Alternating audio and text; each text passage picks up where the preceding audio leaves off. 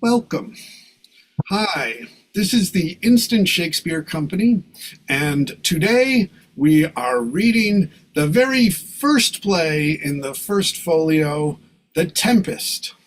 And my name is Paul Sugarman. I started Instant Shakespeare back in 2000 at the old Applause bookstore, in which we read the 36 plays in the first folio in 12 days. And now today we're doing a reading of The Tempest. I'm going to be reading the stage directions, the bosun, and Prospero. And I'll just like all of you to introduce yourselves. Eleanor. I'm Eleanor Elizabeth Foreman, and I'm playing Ferdinand. All right, and Brian. I'm Brian White. I'll be playing Alonzo the King and Juno, Queen of Olympus. All righty, and Michael. Michael Gardiner, Gonzalo, and Caliban. All righty, and Andrew. Hi, I'm Andrew Parks, and I'll be reading Antonio and Iris. And Kathleen. I'm Kathy Parks, and I'm reading Sebastian and Master. And Yes. Miranda for a little while. Right. And Kitty. Kitty Chen, I'm reading Trinculo and Adrian, and I'm filling in at the beginning for Ariel. All right, and Jackie. I am Jacqueline Margolis, and I'm reading Stefano and Francisco. All right, and as I say, we have a couple of people who aren't here yet, who we expect that Yasha Billen will be coming over and taking Miranda, and Ken will be coming over and taking Ariel when he gets here. But so now, let us begin The Tempest. Actus primus, scena prima. A tempestuous noise of thunder and lightning is heard. Enter a shipmaster and bosun. Bosun, Here, master, what cheer? good. Speak to the mariners. Fall to it yearly, or we run ourselves aground. Bestir, bestir. Enter mariners. Hey, my hearts, cheerily, my hearts, yar, yar, take in the topsail, tend to the master's whistle, blow till thou burst thy wind, if room enough. Enter Alonzo, Sebastian, Antonio, Ferdinand, Gonzalo, and others. Good boatswain, have care. Where's the master? Play the men. I pray now, keep below. Where is the master, bosun? Do you not hear him? You mar our labor. Keep to your cabins. You do assist the storm. Nay, good, be patient. When the sea is. Hence, what cares these roarers for the name of king to cabin? Silence, trouble us not. Good, yet remember whom thou hast aboard. None that I more love than myself. You are a counselor. If you could command these elements to silence and work the peace of the present, we will not hand a rope more. Use your authority. If you cannot, give thanks you've lived so long, and make yourself ready in your cabin for the mischance of the hour, if it so hap. Cheerily, good hearts, out of our way, I say. I have great comfort from this fellow. Methinks he hath no drowning mark upon him. His complexion is perfect gallows. Oh, stand fast, good fate, to his hanging. Make the rope of his destiny our cable, for our own doth little advantage. If he be not born to be hanged, our case is miserable. Enter boatswain. Down with the topmast, yar! Lower, lower! Bring her to try with the main course, a plague! Cry within. Enter Sebastian, Antonio, and Gonzalo. A plague upon this howling! They are louder than the weather or our office. Yet again, what you do here? Shall we give o'er and drowned? Have you a mind to sink? A pox o' your throat, you bawling, blasphemous, and charitable dog. Work you, then. Hang, cur, hang, you hoarse and insolent noisemaker.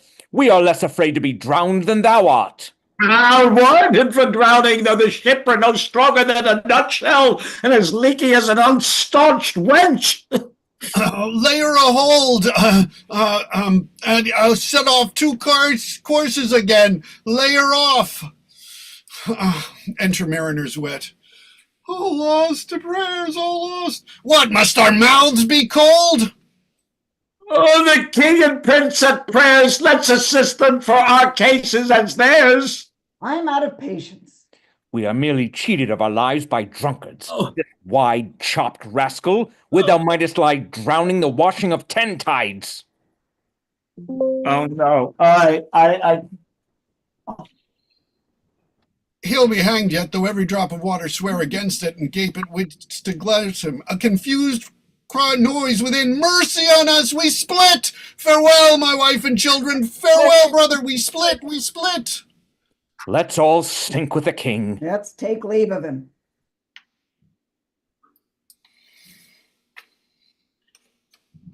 Do you get the last line in there, Michael?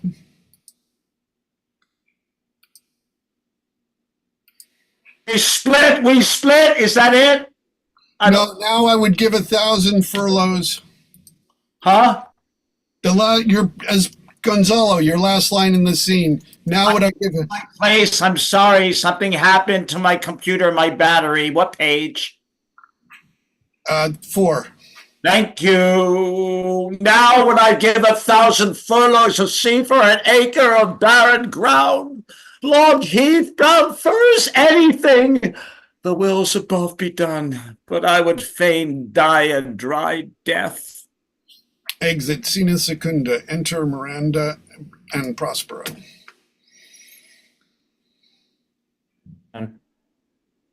If by your art, my dearest father, you have put the wild waters in this roar, allay them. The sky, it seems, would power down sticky pitch, but at the sea, mounting to the welkin's cheek, dashes the fire out. Oh, I have suffered with those that I saw suffer.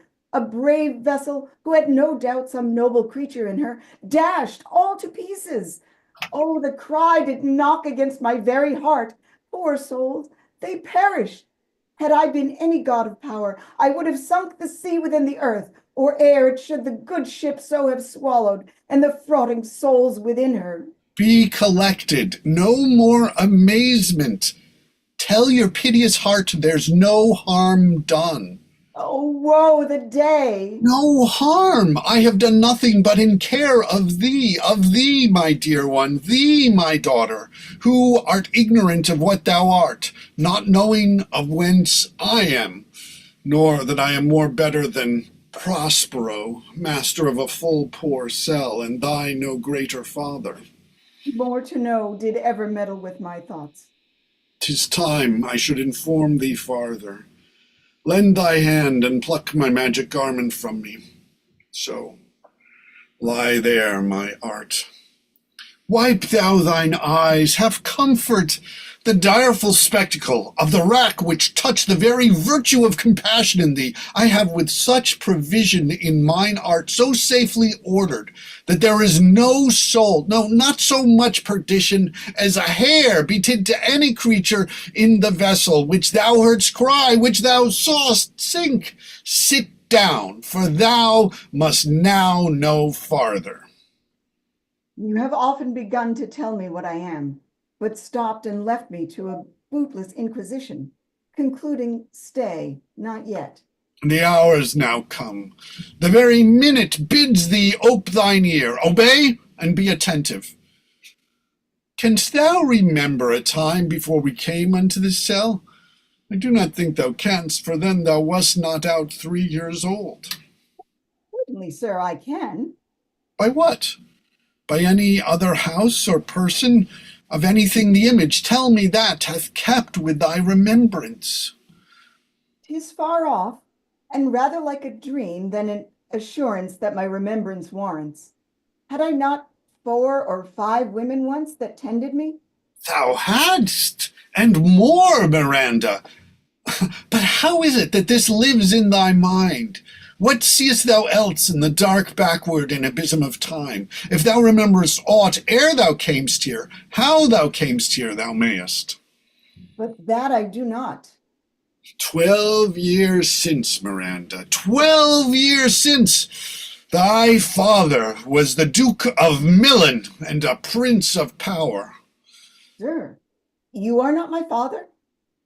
Thy mother was a piece of virtue, and she said thou wast my daughter, and thy father was Duke of Milan, and his only heir and princess, no worse issued. Oh, the heavens! What foul play had we that we came from thence? Or blessed was we did.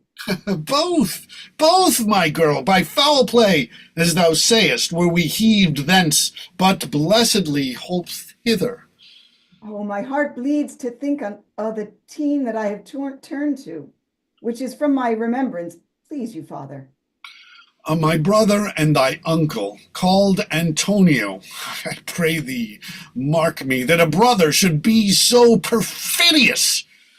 He, whom next thyself of all the world I loved, and to him put the manage of my state, as at that time through all the signories it was the first, and Prospero, the prime duke, being so reputed in dignity and for the liberal arts without parallel.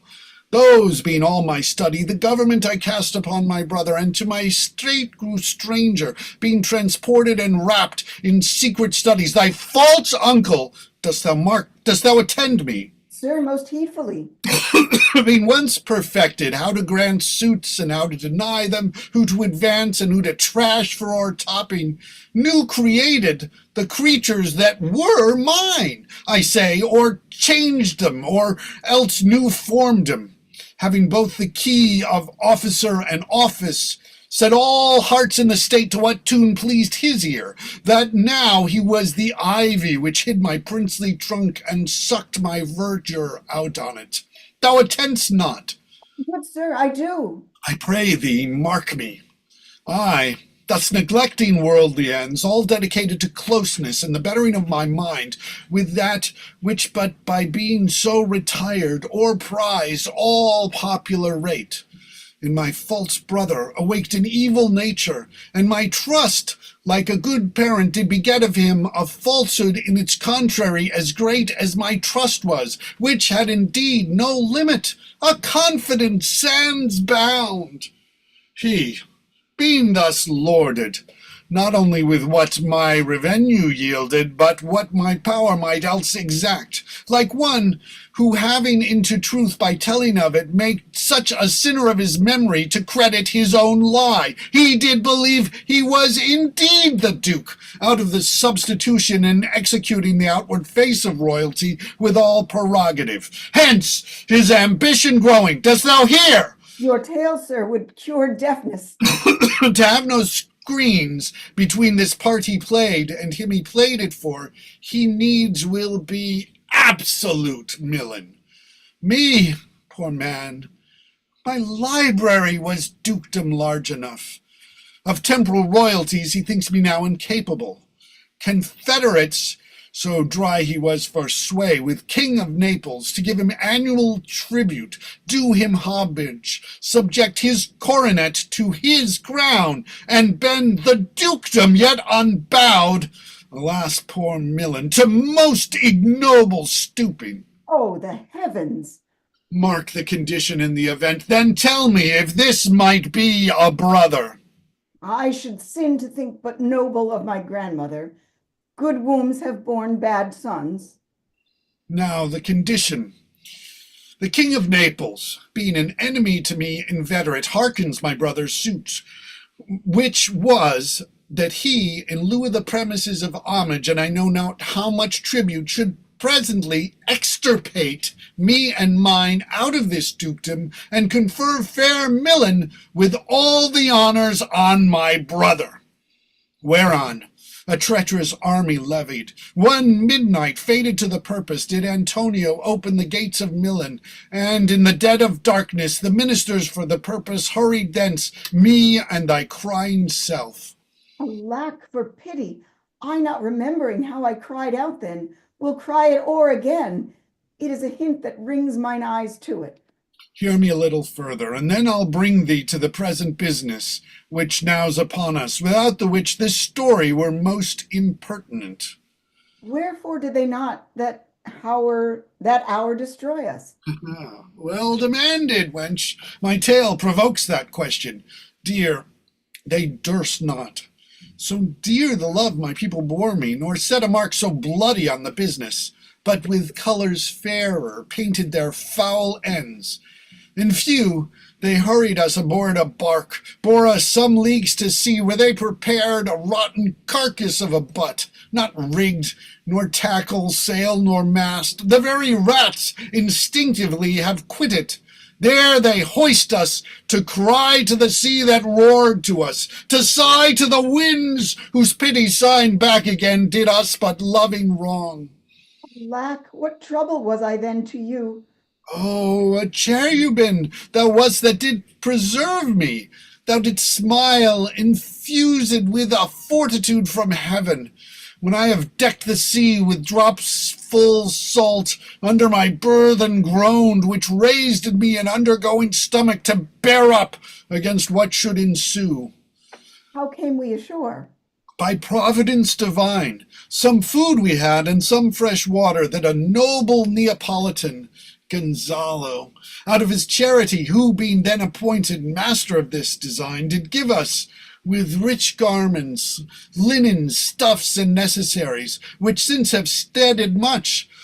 So of his gentleness, knowing I loved my books, he furnished me from mine own library with volumes that I prize above my dukedom. Would I might but ever see that man.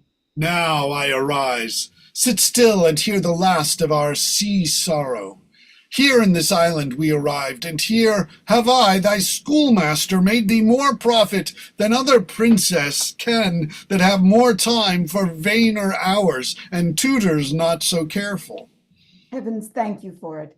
And now I pray you, sir, for still 'tis beating in my mind, your reason for raising this sea storm?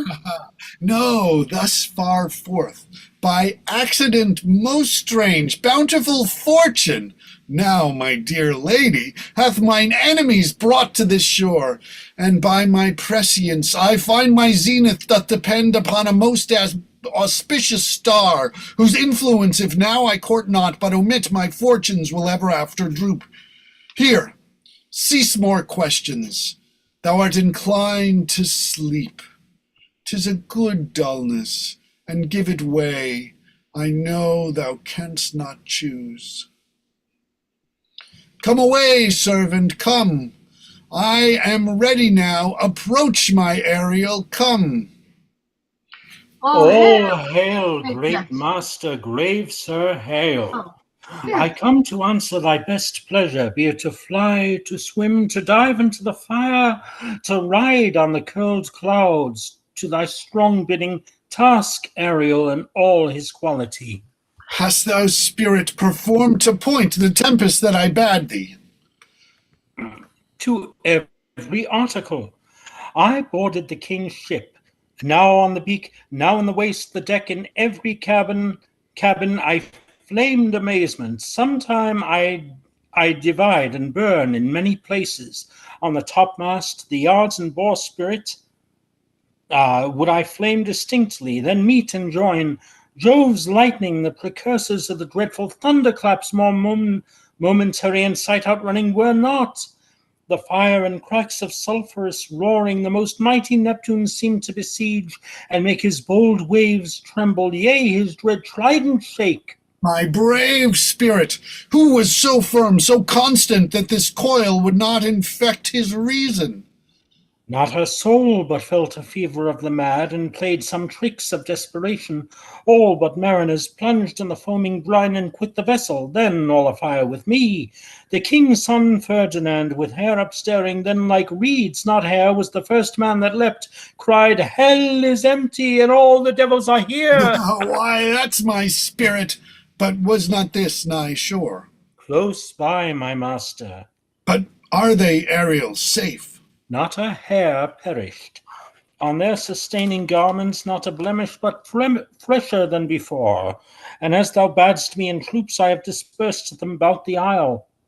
The king's son have I landed by himself, whom I left cooling of the air with sighs in an odd angle of the isle, and sitting his arms in this sad knot. Of the king's ship, the mariners, say how thou hast disposed, and all the rest of the fleet. Safely in harbour is the king's ship. in the deep nook where once thou call'dst me up at midnight to fetch dew from the still-vexed Bermoothes, there she's hid. The mariners all under hatches stowed, who with a charm joined to their suffered labour I have left to sleep, and for the rest of the fleet, which I dispersed, they all have met again, and are upon the Mediterranean float, bound sadly home for Naples, supposing that they saw the king's ship wrecked and his great person perish. Ariel, thy charge exactly is performed, but there's more work. What is the time of day? Past the mid-season. At least 2 glasses. The time, 'twixt 6 and now, must by us both be spent most preciously. Is there more toil? Since thou dost give me pains, let me remember thee what thou hast promised, which is not yet performed me. How now, moody? What is it thou canst demand? My liberty. Before the time be out, no more. I prithee, remember I have done thee worthy service, told thee no lies, made thee no mistaking, served without or grudge or grumblings. Thou didst promise to bate me a full year. Dost thou forget from what a torment I did free thee? No. Thou dost, and thinks it's much to tread the ooze of the salt deep, to run upon the sharp wind of the north, to do my business in the veins of the earth when it is baked with frost. I do not, sir. Thou liest, malignant thing! Hast thou forgot a foul cigarette whose age envy was grown to a hoop? Hast thou forgot her? No, sir. Thou hast. Where was she born? Speak, tell me. Sir, in Argier. Oh, was she so? I must once in a month recount what thou hast been, which thou forgettest. This damned witch Sycorax, for mischiefs manifold and sorceries terrible, to enter human hearing from Argier, thou knowst, was banished. For one thing she did, they would not take her life. Is not this true? Aye, sir. This blue-eyed hag was hither brought with child, and here was left by the sailors. Thou, my slave, as thou reportest thyself, was then her servant, and for thou wast a spirit too delicate to act her earthly and abhorred commands, refusing her great hests, she did confine thee by help of her more potent ministers, and in her most unmitigatable rage into a cloven pine, within which rift in prison thou didst painfully remain 12 years, within space she died and left thee there, where thou didst vent thy groans as fast as mill wheels strike. Then was this island, save for the sun, that she did litter here a freckled whelp, hag-born, not honored with a human shape. Yes, Caliban, her son. Dull thing, I say so, he, that Caliban, whom now I keep in service, thou best knowest what torment I did find thee in. Thy groans did make wolves howl, and penetrate the breasts of every ever-angry bears. It was a torment to lay upon the damned, which Sycorax could not again undo. It was mine art, when I arrived and heard thee, that made gape the pine and let thee out. I thank thee, master. If thou more murmurest, I will rend an oak and peg thee in his knotty entrails till thou hast howled away 12 winters. Pardon, master. I will be correspondent to command and do my spriting gently. Do so, and after 2 days I will discharge thee. That's my noble master. What shall I do? Say what? What shall I do? Go, make thyself like a nymph of the sea. Be subject to no sight but thine and mine, invisible to every eyeball else. Go, take this shape, and hither come in it. Go hence with diligence. Awake, dear heart, awake. Thou hast slept well, awake. The strangeness of your story put heaviness in me. Shake it off. Come on, we'll visit Caliban, my slave, who never yields us kind answer. 'Tis a villain, sir, I do not love to look on. But as 'tis, we cannot miss him. He does make our fire, fetch in our wood, and serve in offices that profit us. What ho! Slave! Caliban! Thou earth, thou Speak! There's wood enough within. Come forth, I say, there's other business for thee. Come, thou tortoise, when? Enter Ariel like a water nymph. Fine apparison, my quaint Ariel. Hark in thine ear.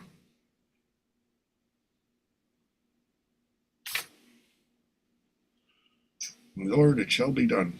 Thou poisonous slave, got by the devil himself upon thy wicked dam, come forth.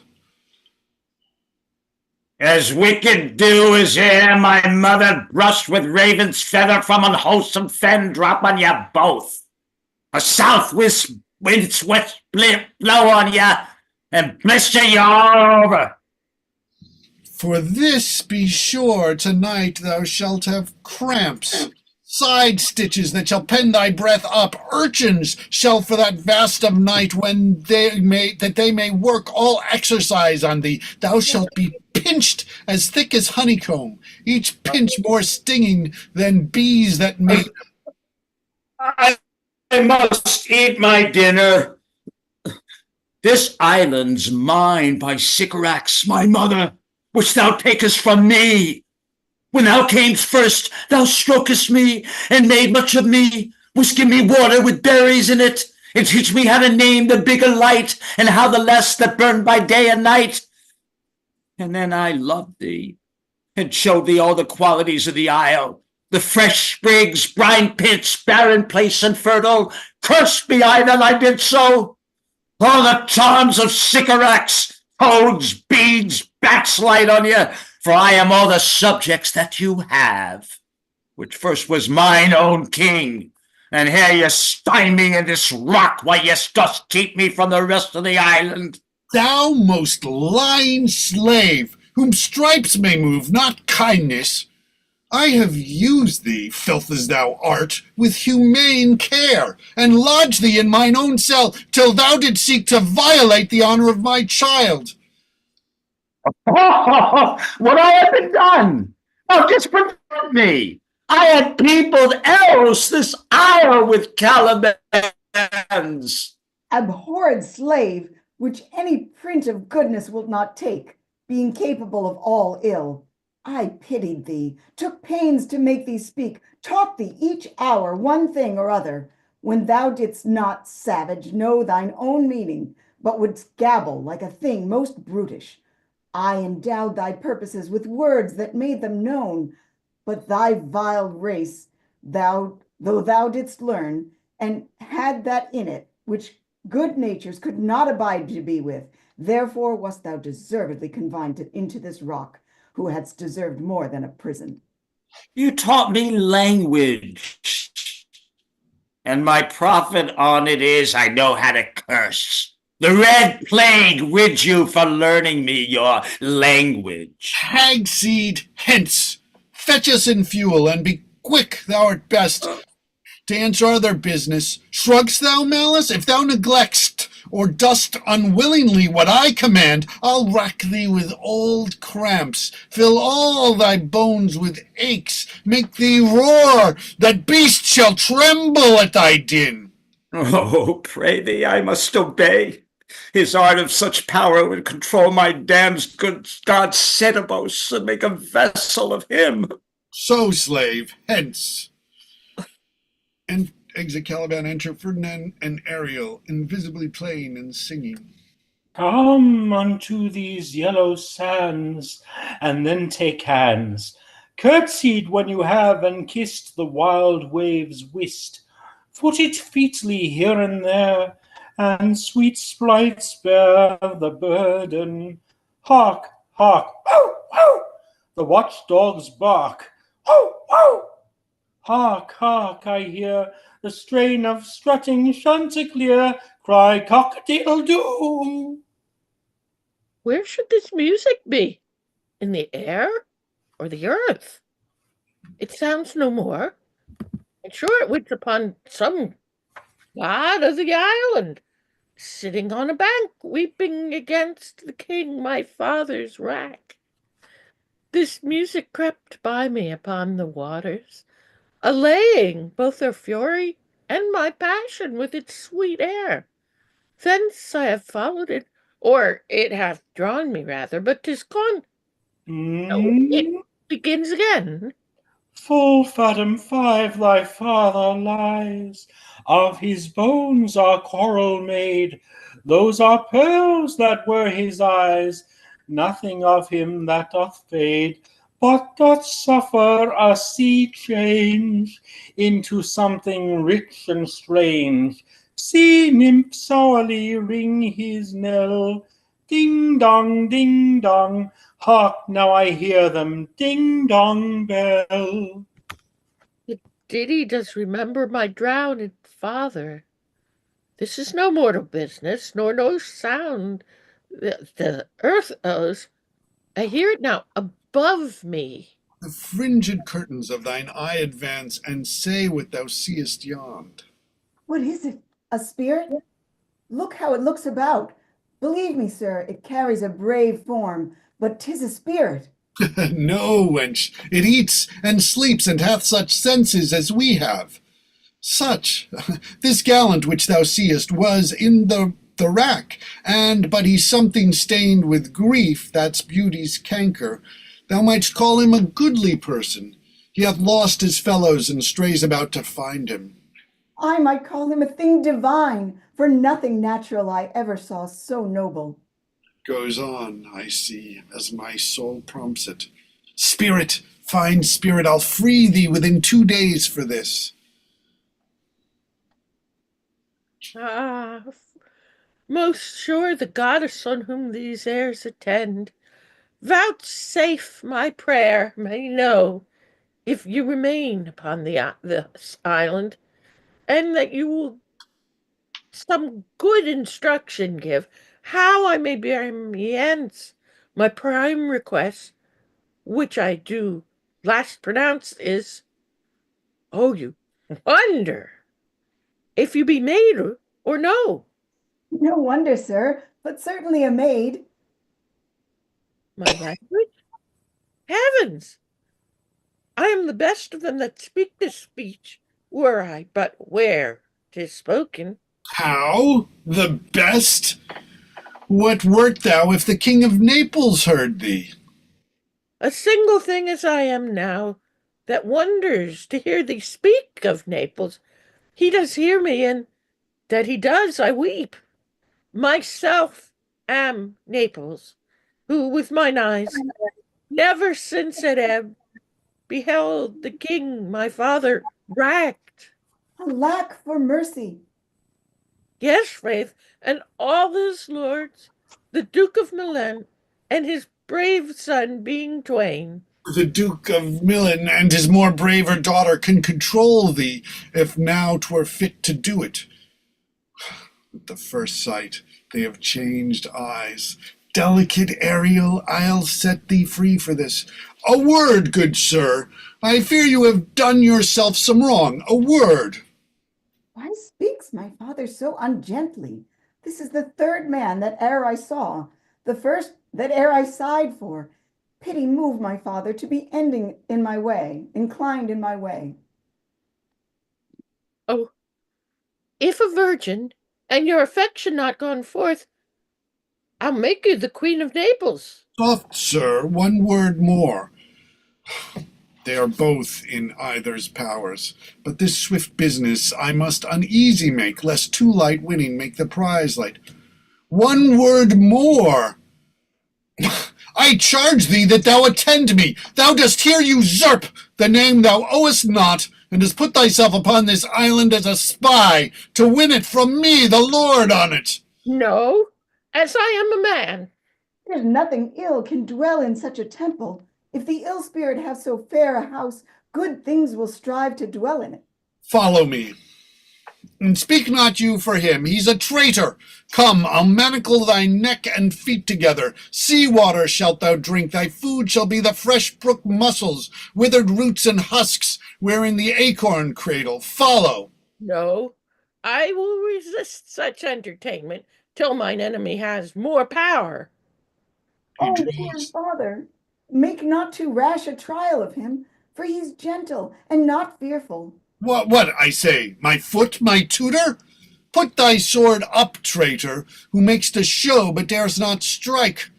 Thy conscience is so possessed with guilt. Come from thy ward, for I can here disarm thee with this stick and make thy weapon drop. Beseech you, father. Hence, hang not on my garments. Sir, have pity. I'll be his surety. Silence! One word more shall make me chide thee, if not hate thee. What? An advocate for an impostor? Hush! Thou think'st there's no more such shapes as he, having seen but him and Caliban. Foolish wench, to the most of men this is a Caliban, and they to him are angels. My affections are then most humble. I have no ambition to see a goodlier man. Come on, obey. Thy nerves are in their infancy again and have no vigor in them. So they are. My spirits, as in a dream, are all bound up. My father's loss, the weakness which I feel, the wrack of all my friends, nor this man's threats to whom I am subdued, are but like to me might I but through my prison once a day behold this maid. All corners else of the earth let liberty make use of. Space enough have I in such a prison. It works. Come on, thou hast done well, fine Ariel. Follow me. Hark what thou else shall do me. Be of comfort. My father's of a better nature, sir, than he appears by speech. This is unwonted which now came from him. Thou shalt be as free as mountain winds, but then exactly do all points of my command. To the syllable. Come, follow. Speak not for him. Exeunt acta secunda scena prima. Enter Alonso, Sebastian, Antonio, Gonzalo, Adrian, Francisco, and others. And beseech you, sir, be merry. You have cause, so have we all of joy, for our escape is much beyond our loss. Our hint of woe is common. Every day some sailor's wife, the masters of some merchant, and merchant have just our theme of woe. But for the miracle, our preservation, few in millions can speak like us. Then wisely, good sir, weigh our sorrow with our comfort. Privy, peace. He receives comfort like cold porridge. The visitor will not give him more so. Look, he's winding up the watch of his wit. By and by it will strike. Sir, One, tell. when every grief is entertained that's offered comes to the entertainer, $1. dollar comes to him indeed. You have spoken truer than you proposed. You have taken it wiselier than I meant you should. Therefore, my lord. Fie, what a spendthrift is he of his tongue. I prithee, spare. Well, I have done. But yet, We will be talking. Which of he or Adrian, for a good wager, first begins to crow? The old cock. The cockerel. Done. The wager? A laughter. A match.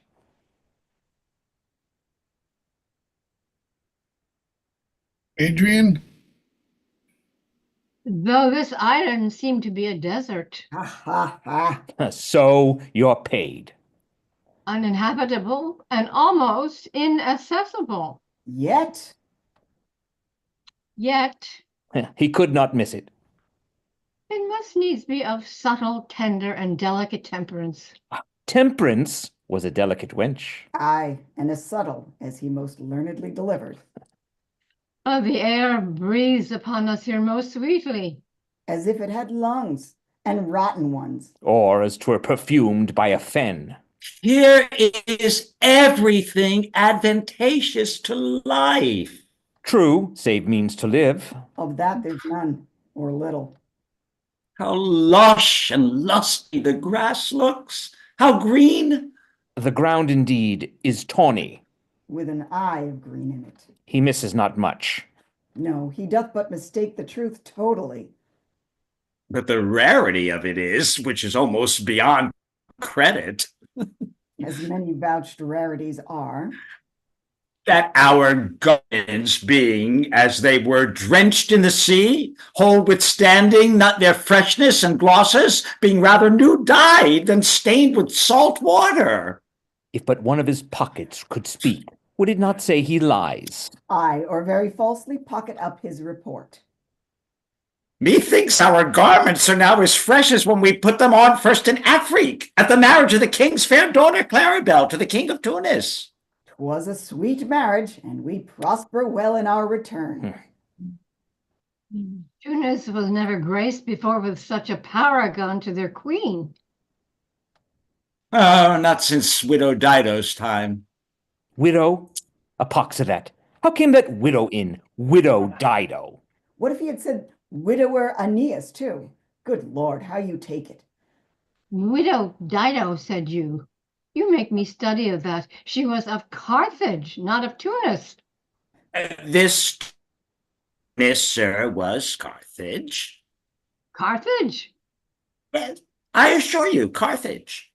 His word is more than the miraculous harp. He hath raised the wall and houses, too. What impossible matter will he make easy next? I think he will carry this island home in his pocket and give it his son for an apple. And sowing the kernels of it in the sea, bring forth more islands. Aye. Why, in good time?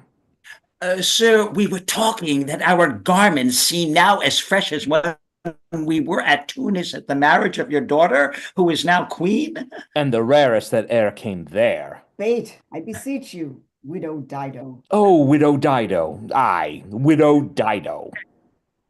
Is not, sir, my doublet as fresh as the first day I wore it? I mean, in a sort. That sort was well fished for. When I wore it at your daughter's marriage. You cram these words into mine ears, against the stomach of my sense. Would I have never married my daughter there? For coming thence, my son is lost. And in my rate, she too, who is so far from Italy removed, I ne'er again shall see her. O thou mine heir of Naples and of Milan, what strange fish hath made his meal on thee? Oh, he may live. I saw him beat the surges under him and ride upon their backs. He trod the water, whose enmity he flung aside, and breasted the surge most swollen that mad at him. His bold head above the contentious waves he kept, and oared himself with his good arms in lusty stroke to the shore, that o'er his wave-worn bases bowed, as stooping to relieve him. I not doubt he came alive to land. No, he's gone. Sir, you may thank yourself for this great loss that would not bless our Europe with your daughter, but rather lose her to an African, where she at least is banished from your eye, who hath cause to wet the grief on it. Prithee, peace. You were kneeled to, and importuned otherwise by all of us, and the fair soul herself weighed between loathness and obedience, at which end of the beam should bow. We have lost your son. I fear forever. Milan and Naples have more widows in them because of this business making than we bring men to comfort them. The fault's your own. So is the dearest of loss. My lord Sebastian, the truth you speak doth lack some gentleness and time to speak it in. You rub the sore when you should bring the plaster. Very well. And most chirurgeonly. It is foul weather in us all, good sir, when you are cloudy. Foul weather. Very foul. Have I a plantation of this isle, my lord? He'd sow it with nettle seed. Or ducks, or mallows. And with a king on it, what would I do? Escape being drunk for want of wine. In the Commonwealth, I would, by contraries, execute all things. For no kind of traffic would I admit. No name of magistrate, letters should not be known, riches, poverty, and use of service, none. Contracts, succession, born, bound of land, tilth, vineyard, none. No use of metal, corn, or wine, or oil. No occupation. All men idle, all. And women too, but innocent and pure. No sovereignty. Yet he would be king on it. The latter end of his commonwealth forgets the beginning. All things in common nature should produce without sweat or endeavor. Treason, felony, sword, pike, knife, gun, or need of any engine would I not have. But nature should bring forth of its own kind all poison, all abundance, to feed my innocent people. No marrying mongst his subjects? None, man, all idle, whores and knaves. I would with such perfection govern, sir, to excel the golden age. Save his majesty. Long live Gonzalo. And do you mark me, sir? Prithee no more. Thou dost talk nothing to me. Well, I do well believe, your highness, and did it to minister occasion to these gentlemen, who are of such sensible and nimble lungs that they always used to laugh at nothing. 'Tis you we laughed at. Who in this kind of merry fooling am nothing to you. So you may continue and laugh at nothing still. Oh, what a blow was there given. And it had not fallen flat long. You are gentlemen of brave metal. You would lift the moon out of her sphere if she would continue it in 5 weeks without changing. Enter Ario playing solemn music. He would so, and then go a bat fowling. Nay, good my lord, be not angry. No, I warrant you, I will not adventure my discretion so weakly. Oh, will you laugh me asleep? For I am very heavy. Go sleep and hear us. What? All so soon asleep? I wish mine eyes would, with themselves, shut up with my thoughts. I find they are inclined to do so. Please you, sir, do not omit the heavy offer of it. It seldom visits sorrow when it doth. It is a comforter. We too, my lord, will guard your person while you take your rest, and watch your safety. Thank you. Wondrous. Heavy. The strange drowsiness possesses them. It is the quality of the climate. Why doth it not then our eyelids sink? I find not myself disposed to sleep. Nor I. My spirits are nimble. They fell together all as by consent. They dropped as by a thunderstroke. What might, worthy Sebastian, oh, what might, no more. And yet, methinks I see it in thy face, what thou shouldst be. The occasion speaks thee, and my strong imagination sees a crown dropping upon thy head. What? Art thou waking? Do you not hear me speak? I do, and surely it is a sleepy language, and thou speakst out of thy sleep. What is it thou didst say? This is a strange repose, to be asleep with eyes wide open, standing, speaking, moving, and yet so fast asleep. Noble Sebastian, thou lettest thy fortune sleep, die rather, winkest whilst thou art waking. Thou dost snore distinctly. There's meaning in thy snores. I am more serious than my custom. You must be so too, if heed me, which to do trebles the oar. Well, I am standing water. I'll teach you how to flow. Do so. To ebb hereditary sloth instructs me.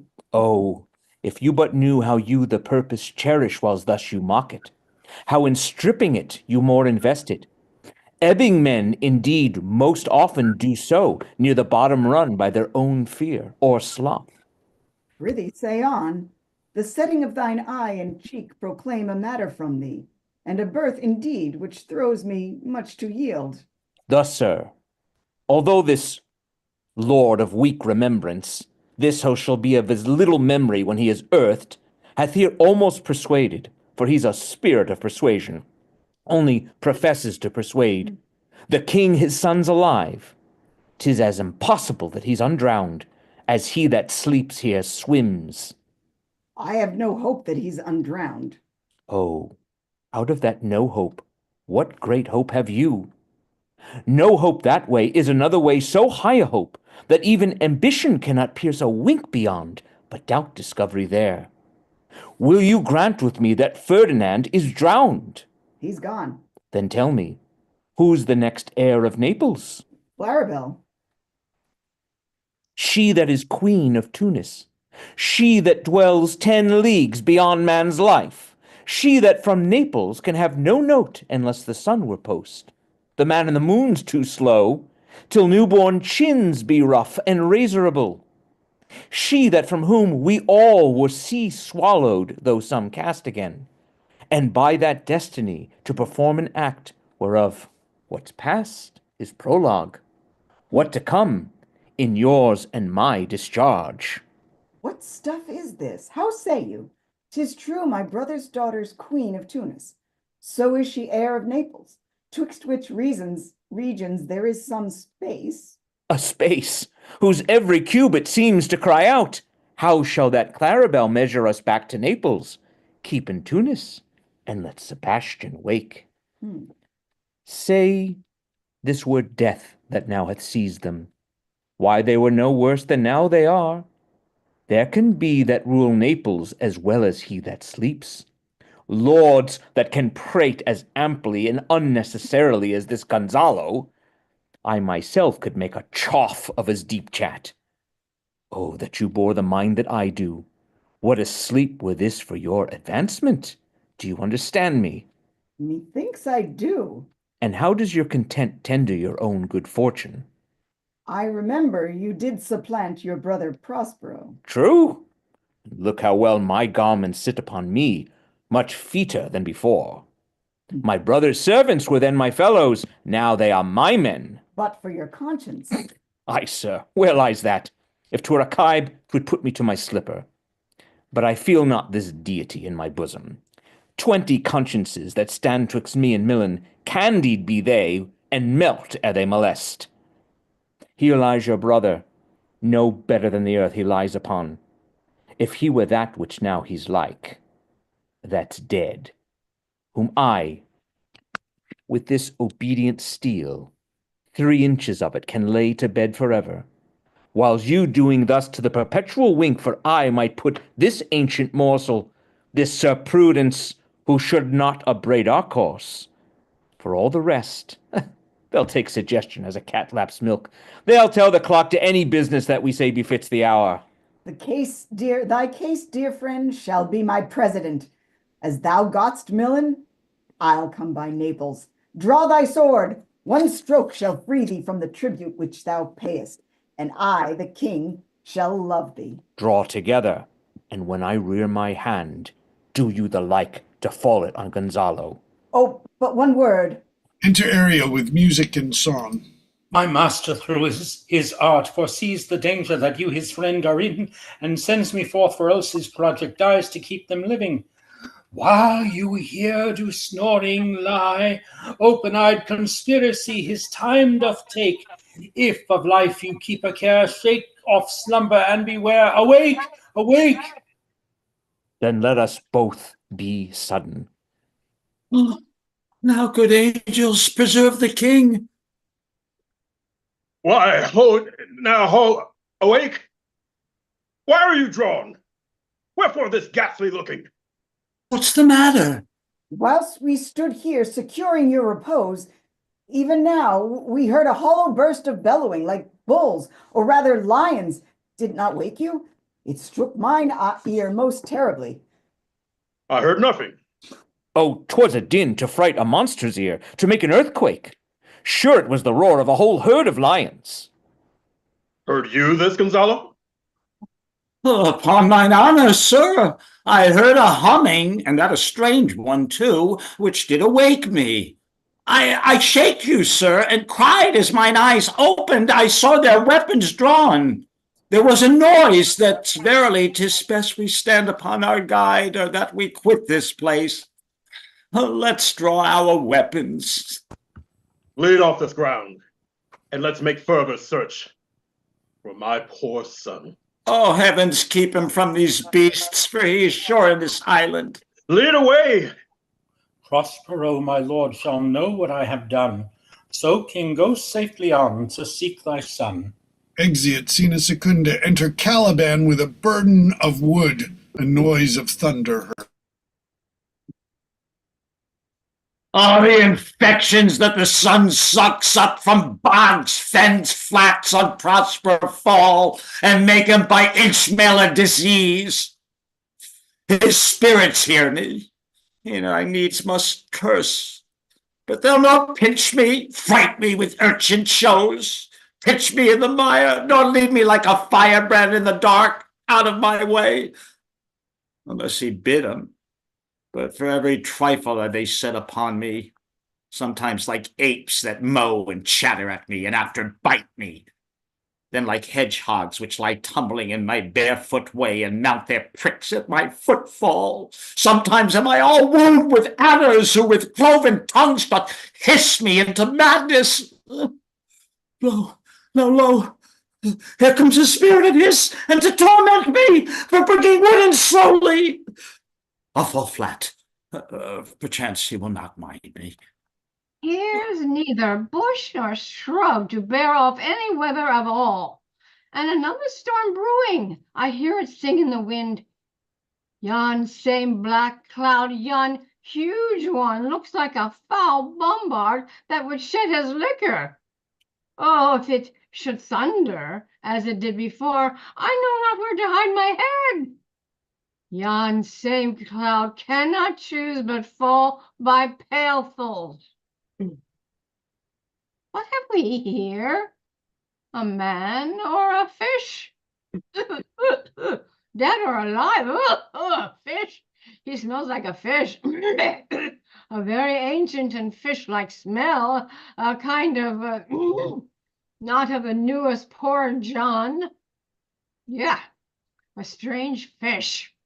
Were I in England now, as once I was, and had but this fish painted, not a holiday fool there would give me a piece of silver. There would this monster make a man. Any strange beast there makes a man. When they will not give a doit to relieve a lame beggar, they will lay it out 10 to see a dead Indian. Oh, legs like a man, and his fins like arms. Warm, oh my troth. I do now let loose my opinion, hold it no longer. This is no fish, but an islander that have lately suffered by a thunderbolt. Alas, the storm has come again. My best way is to creep under his gabardine. There is no other shelter hereabout. Oh, misery acquaints a man with strange bedfellows. I will here shroud till the dregs of the storm be past. Enter Stephano singing. I shall no more to see. Here shall I die ashore.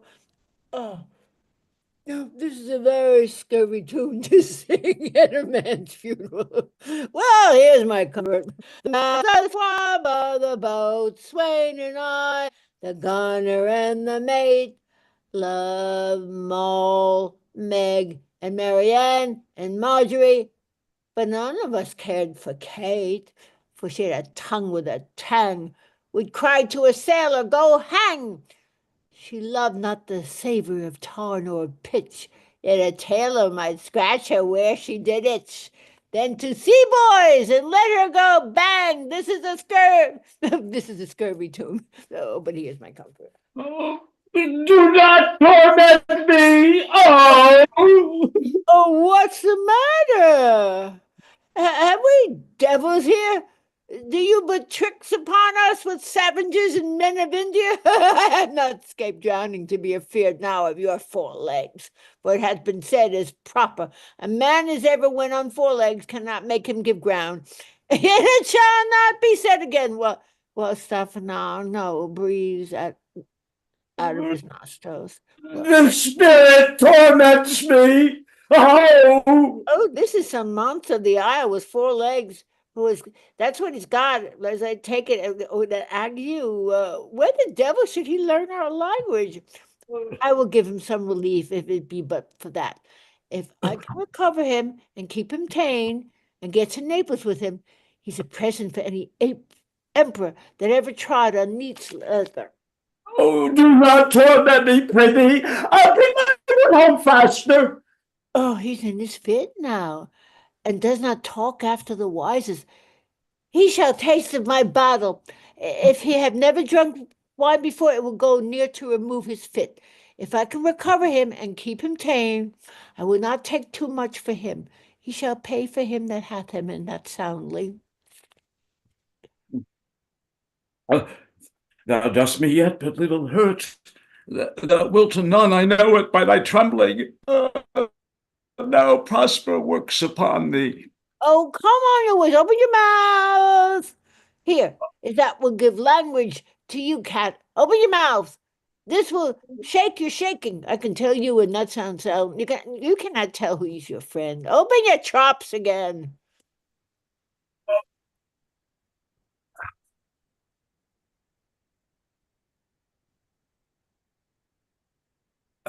Trinculo?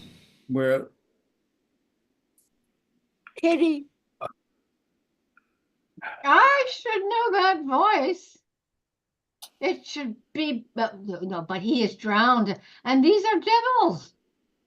Oh, defend me. 4 legs and 2 voices, a most delicate monster. His forward voice now is to speak well of his friend. His backward voice is to utter foul speeches and to detract.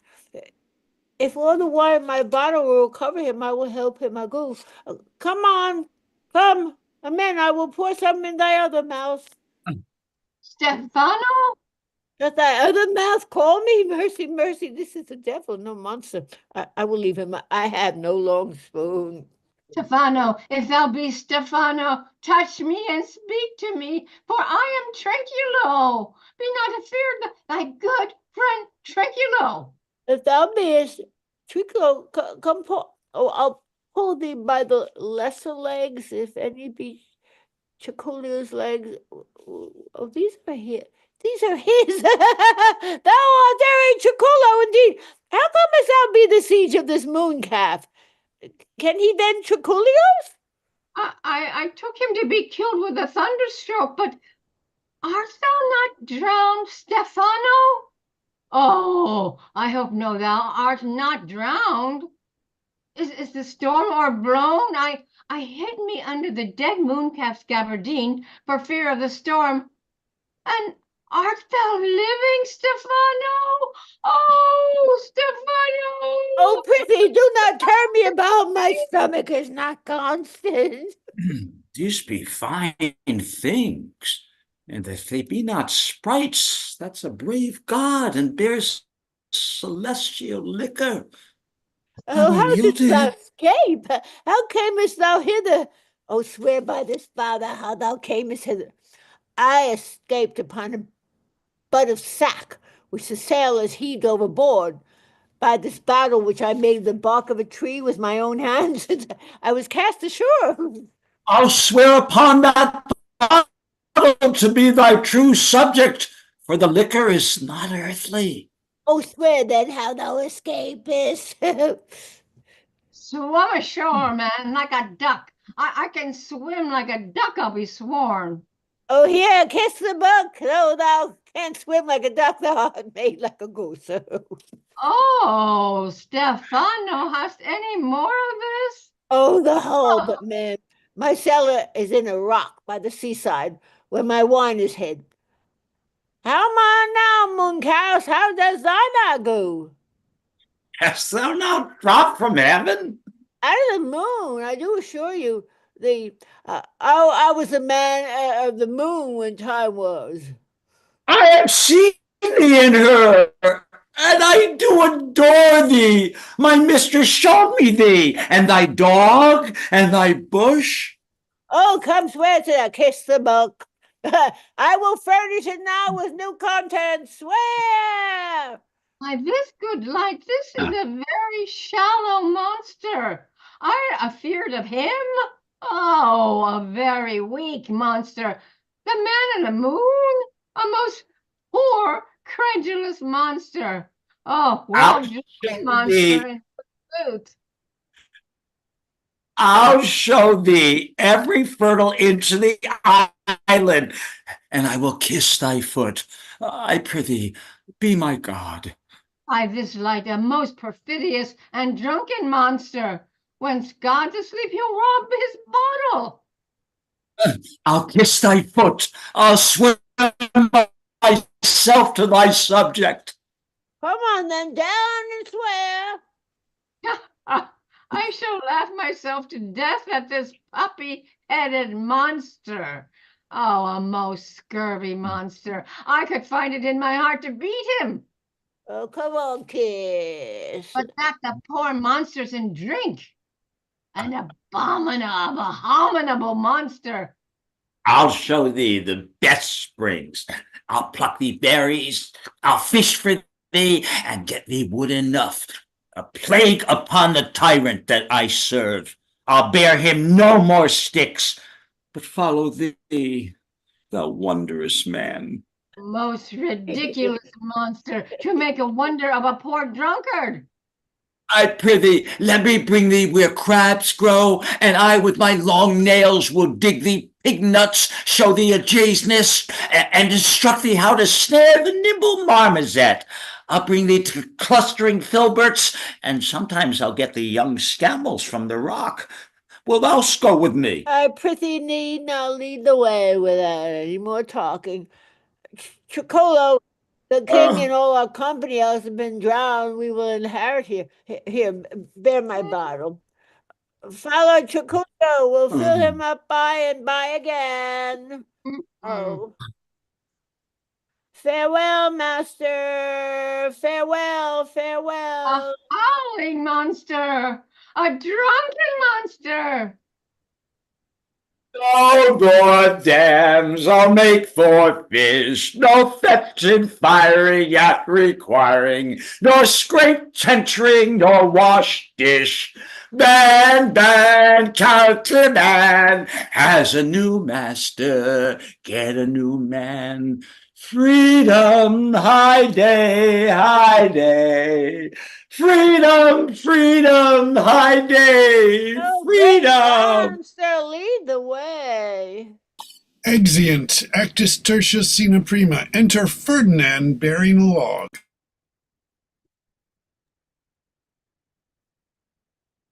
There be some sports are painful, and their labor delight in them set off. Some kinds of baseness are nobly undergone, and most poor matters point to rich ends. This my mean task would be as heavy to me as odious, but the mistress which I serve quickens what's dead, and makes my labors pleasures. Oh, she is 10 times more gentle than her father's crab, and he's composed of harshness. I must remove some thousands of these logs and pile them up upon a sore injunction. My sweet mistress weeps when she sees me work, and says such baseness had never like executor. I forget, but these sweet thoughts do even refresh my labors. Most busy lest when I do it. Enter Miranda and Prospero above. Alas, now pray you work not so hard. I would the lightning had burnt up those logs that you are enjoined to pile. Pray set it down and rest you. When this burns, 'twill weep for having wearied you. My father is hard at study. Pray now rest yourself. He's safe for these 3 hours. Oh, most dear mistress, the sun will set before I shall discharge what I must strive to do. If you sit down, I'll bear your logs the while. Pray give me that. I'll carry it to the pile. No, precious creature, I'd rather crack my sinews, break my back, then you should such dishonor undergo, while I sit lazy by. It would become me as well as does you, and I should do it with much more ease, for my goodwill is to it, and yours is against. Poor worm, thou art infected. This visitation shows it. You look wearily. No, noble mistress, 'tis fresh morning with me when you are by at night. I do beseech you, chiefly, that I might set it in my prayers. What is your name? Miranda. Oh, my father, I have broke your hest to say so. Admired Miranda. Indeed, the top of admiration, worth what's dearest to the world. Full many a lady I have eyed with best regard, and many a time the harmony of their tongues hath into bondage brought my too diligent care. For several virtues have I liked several women, never any with so full soul, but some defect in her did quarrel with the noblest grace she showed, and put it to the foil. But you, oh you, so perfect and so peerless, are created of every creature's best. I do not know one of my sex. No woman's face remember, save from my glass, mine own. Nor have I seen more than I may call men, than you, good friend, and my dear father. How features are abroad I am skilless of. But by my modesty, the jewel in my dower, I would not wish any companion in the world but you, nor can imagination form a shape besides yourself to like of. But I prattle something too wildly, and my father's precepts I therein do forget. I am in my condition a prince, Miranda. I do think a king. I would not so, and would no more endure this wooden slavery than to suffer the flesh fly blow my mouth, hear my soul speak. The very instant that I saw you did my heart fly to your service. There resides to make me slave to it, and for your sake am I this patient logman. Do you love me? Oh, heaven! Oh, earth! Bear witness to this sound, and crown what I profess with kind event, if I speak true.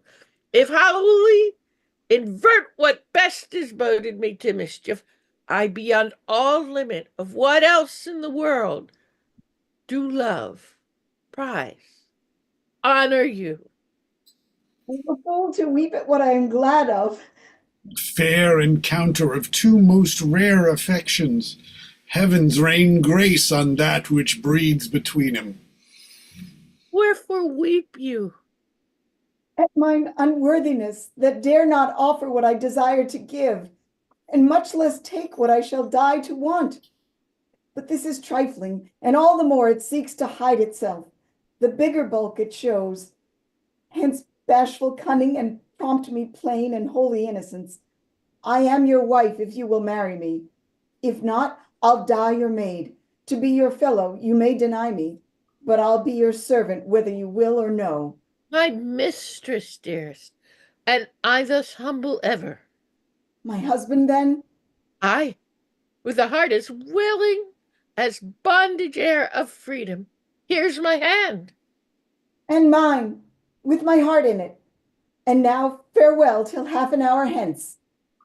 1,000. So glad of this as they, I cannot be, who are surprised withal. But my rejoicing at nothing can be more. I'll to my book, for yet ere supper time must I perform much business appertaining. Exit. And we will here take a brief 5-minute break and start again at 9 o'clock. So thank you. Thank you all so much. Thank you, Kathleen, for taking on Miranda. I don't know what's happened to Yasha, but I guess it sort of looks like you're you're it. Having fun. Thanks for the opportunity. I'm excited. But if he does show up, then just let me know and I'll bow Yeah, out. yeah, I will. Thank you. Johnny McLean, her big breakaway. Yeah. Dante, come here. You want to say hi? Come here. This You is, guys can meet our dog. He's been trying to be good this whole time. oh, good. Come here. Come here, Dante. Come here. Come Let here. me say, let me think. Dante. Who's- Now he wants to see where Kathy was. Here, buddy. Come here. Okay, come here. Want to say hi to everybody? No, I can't. They can't see you over there. He's under the table. Come here. Oh. He was jumping on me during the scene. Come here. Come here. Come here. Come here. Come to Daddy. Oh, well. So yeah, this is such a great play. It's so much fun to do it and hear it, and I mean, it's a lot of people think of it as Shakespeare's last play, but I don't think it's a mistake that they put it at the very beginning of the folio. You know, so. Prospero is so damn paranoid. They put it at the beginning to sell books. Exactly. Did you ever notice this? How paranoid Prospero is. I mean, look what he does to poor Ferdinand. You know, he's paranoid. Well, that's not paranoid. He says very clearly, "I'm testing him." You know, if they win, it's like, I mean, if I make it too easy, then he's going to respect my daughter. So it's an act. I mean, what he's doing to Ferdinand is an act, and it's Yeah, he also, doesn't think Ferdinand really wants to take over the island. He's just, he just wants to put him through the ringer, just like every good father would do. Come on, having two daughters, I can tell you, I'd do the same thing to them. I'm right. sure he's not just in it for a piece of yes, yeah. Because it is also, I mean, that is, I mean, with all this. I'm looking at it from Caliban's POV. Yeah, well, I mean, I think there've been various things. I mean, He does keep he's into slavery, you know, he makes people slaves, you know. Yeah, he has to control everything. He's a control freak. Right, he's a control freak. yeah, well, I think it's also that's why, because he didn't control enough things with his brother, so that's why he's like, I gotta make sure I'm on top of everything, and that's why I gotta make sure Ariel does all of the things. He Yeah. again, speaking from Caliban's POV, but you know, maybe even Gonzalo's too. I like these two parts. Yeah.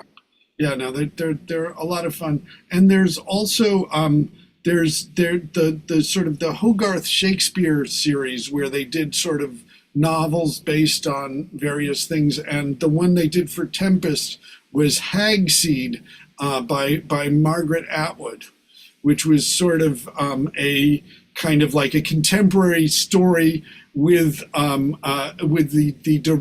main character is on a production of The Tempest in a prison, but he was this artistic director of a company who was thrown out, and it's a really delightful book. They've done them for a lot of the books. I've read that one, and Shylock is My Name, which obviously is on Merchant of Venice, which I liked both of those very much. Also, in terms of Ken seems to have disappeared, so I'm hoping he'll come back. But if not, Kitty, you may get some other chance to be Ariel, although in the scene coming up where Ariel is like making things while Trinculo's there, I'll just keep my camera off and do those things, since it would be kind of confusing for Trinculo than being Ariel. So We know what happened with Ken, his computer. yeah, I mean, I know he has issues with his computer, and hopefully he will make his way back. But I just noticed that he'd sort of. I almost screwed up because my battery ran out. I forgot to plug my computer back in when I moved the screen around, so that's why I lost my place earlier. Boy, you mess with these things and they'll really screw you up. I lost my script again just because my battery was dying. All of a sudden, the thing started acting weird, you know. Then I realized, oh, I forgot to plug it in. Yeah. Well, as I say, I haven't done more with the schedule, but I will be sending out stuff soon in terms of the plans for March. We're going to have an open forum on next Thursday, the first Thursday in March. I want to sort of focus a little bit, since Julius Caesar is going to be our first in-person thing, and we're coming up with March 15th to sort of talk a little bit about Shakespeare and politics, because I think that especially in Julius Caesar, there's so many great examples of political speeches which have had a huge influence on us. I want to recommend a great book as a follow-up to this play. Okay. The Harmless People by Elizabeth Marshall Thomas. She wrote a bunch of books about dogs, The Social Lives of Dogs, The Secret Lives of Dogs, and she wrote one about cats called The Tribe of Tiger. And in reading those, it led me to this one, because she grew up in the, what is the name of it, Kalahari? Oh, wow. Amongst the last of the hunter-gatherers, among the lions, and the hunter-gatherers used to drink together at the same watering hole at different hours. That's why, if you've ever seen a movie called The Wild Child, Francois Truffaut, they find this kid who's been living his whole life in the forest, and when he drinks water, he looks at the sunrise or the sunset, I can't remember, because that was his time of drinking. They drank separately. And if you read, but this is a true story, if you read about her documentation of living in the Kalahari, growing up there in the 50s, and what happened in 30 years due to the beef industry, and alcohol being introduced amongst these people that then became alcoholic because they weren't used to it. Same thing happened in this country too. Alcohol did it. And then the Kalahari Bushmen became cattle ranchers for cattle that wasn't even native to the land. Okay, well, it looks like Ken has made it back. Ken, are you there? Yes, I am here. Okay, great. All right, so let's continue on with Act 3, Scene 2. Kitty, are you ready? Yeah. Okay, great. Scena Secunda. Enter Caliban, Stefano, and Trinculo. Oh, tell not me when the body's out, we will drink water. Not a drop before. Therefore, bear up and board them. Servant monster, drink to me. That monster? The folly of this island. They say there's but 5 upon this isle. We are 3 of them. If the other 2 be brained like us, the state totters. Drink, servant monster, when I bid thee. Thy eyes are overset in thy head. Or should they be set else?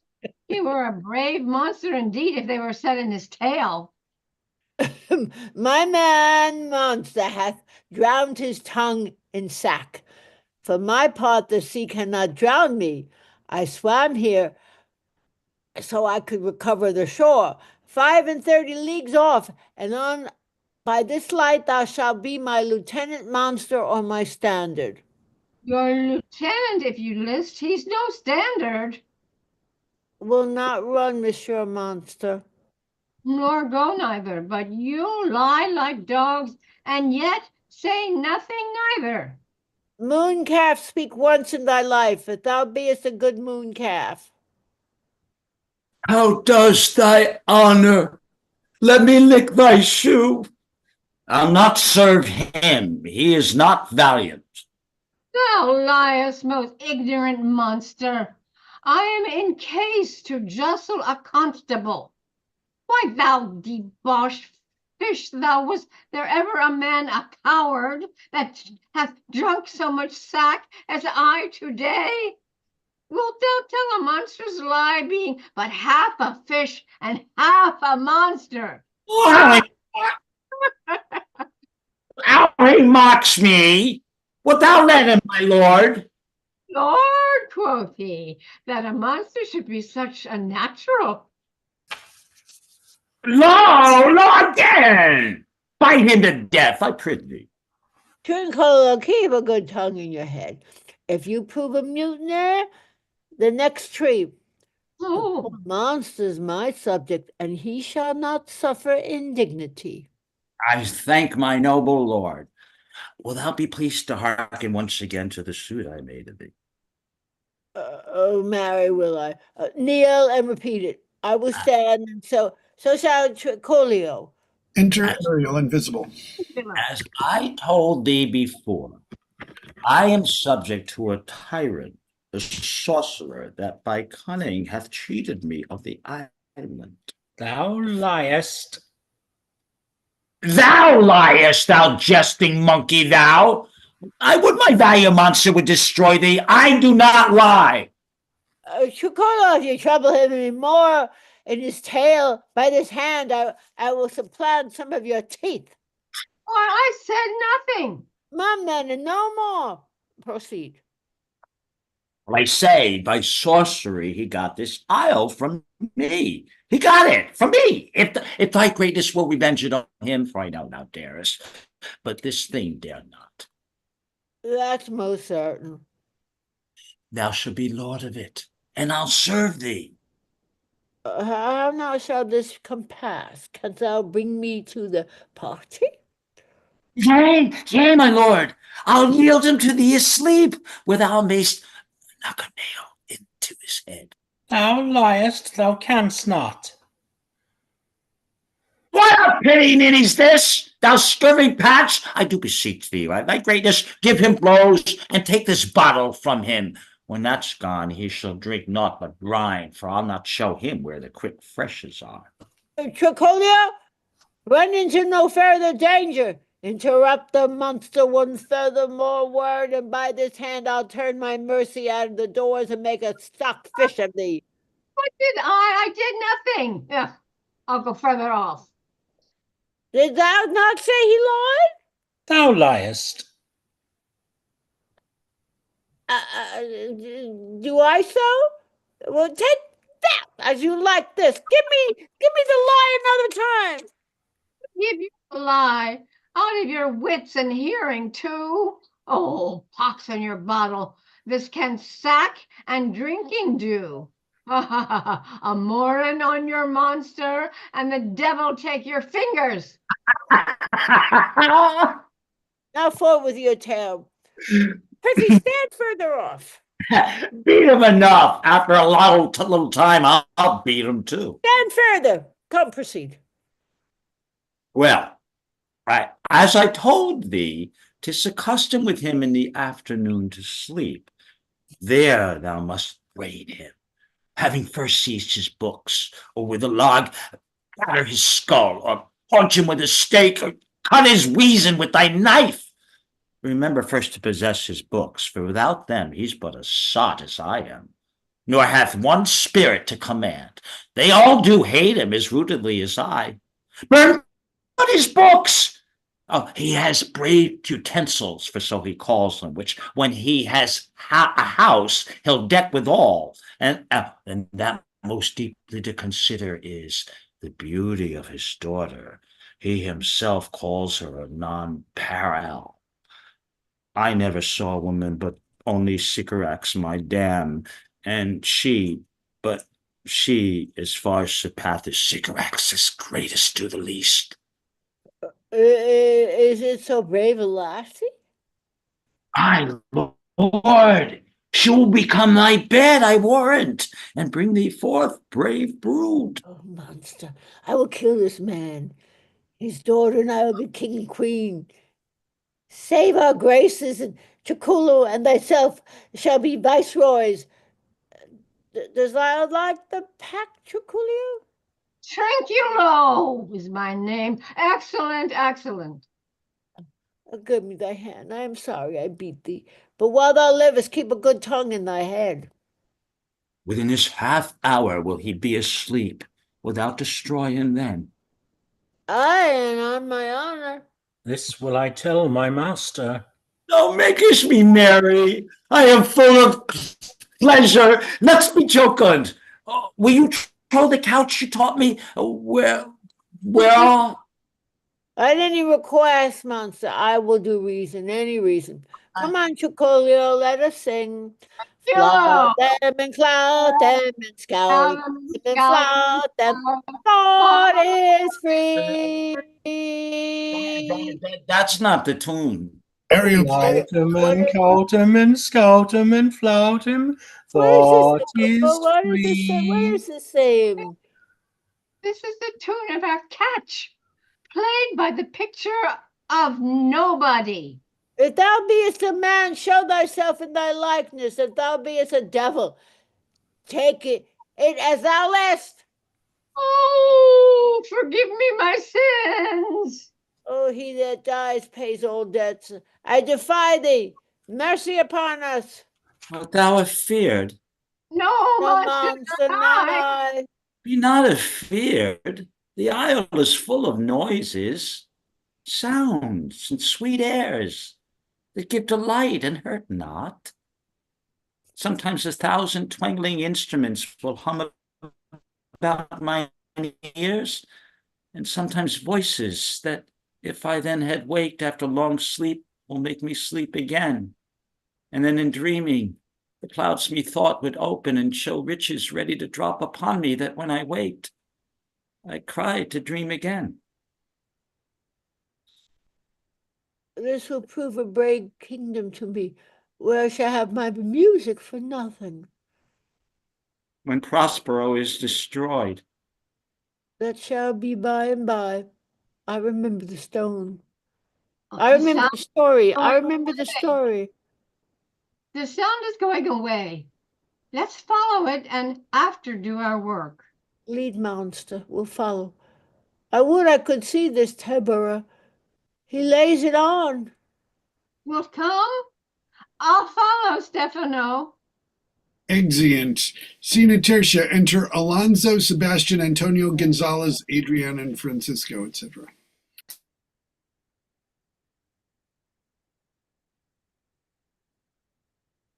coming right now by Larkin. By Larkin, I can go no further, sir. My old bones aches.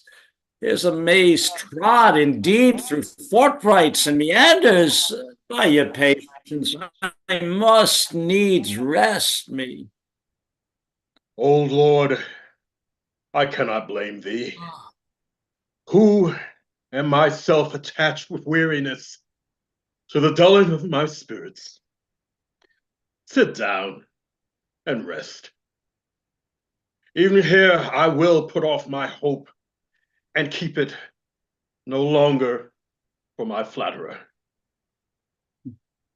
He is drowned, whom thus we stray to find, and the sea mocks our frustrate search on land. Well, let him go. I am right glad that he's so out of hope. Do not for one repulse forego the purpose that you resolve to effect. The next advantage we will take thoroughly. Let it be tonight, for now they are oppressed with travail. They will not nor cannot use such vigilance as when they are fresh. With solemn and strange music and Prosper on top, invisible, enter several strange shapes bringing in a banquet and dance about it with gentle actions of salutations and inviting the king and company to eat. They depart. I say tonight, no more. What harmony is this?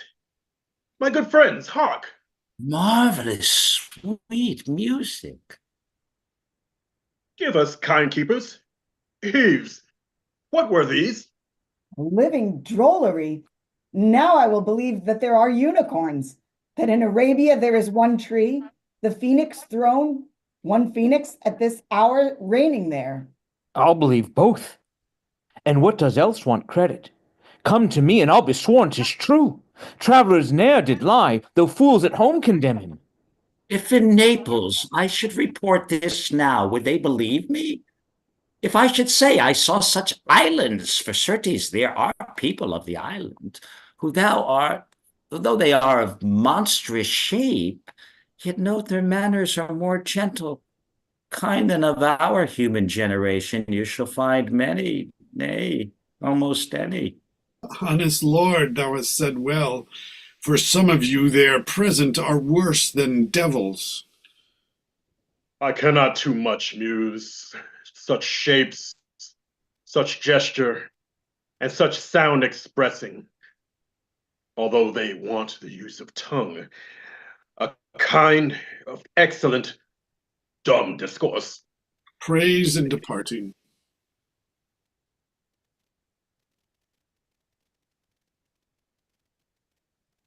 And they vanish strangely. No matter, since they have left their vines behind, for we have stomachs. Will you taste of what is here? Not I. Faith, sir, you need not fear. When we were boys, who would believe that there were mountaineers, dewlap like bulls, whose throats had hanging at 'em wallets of flesh, or that there were such men whose heads stood in their breasts, which now we find each putter out of 5 for 1 will bring us good warrant of. I will stand to and feed, although my last, no matter, since I feel the best is past. Brother, my lord, the Duke, stand to and do as we.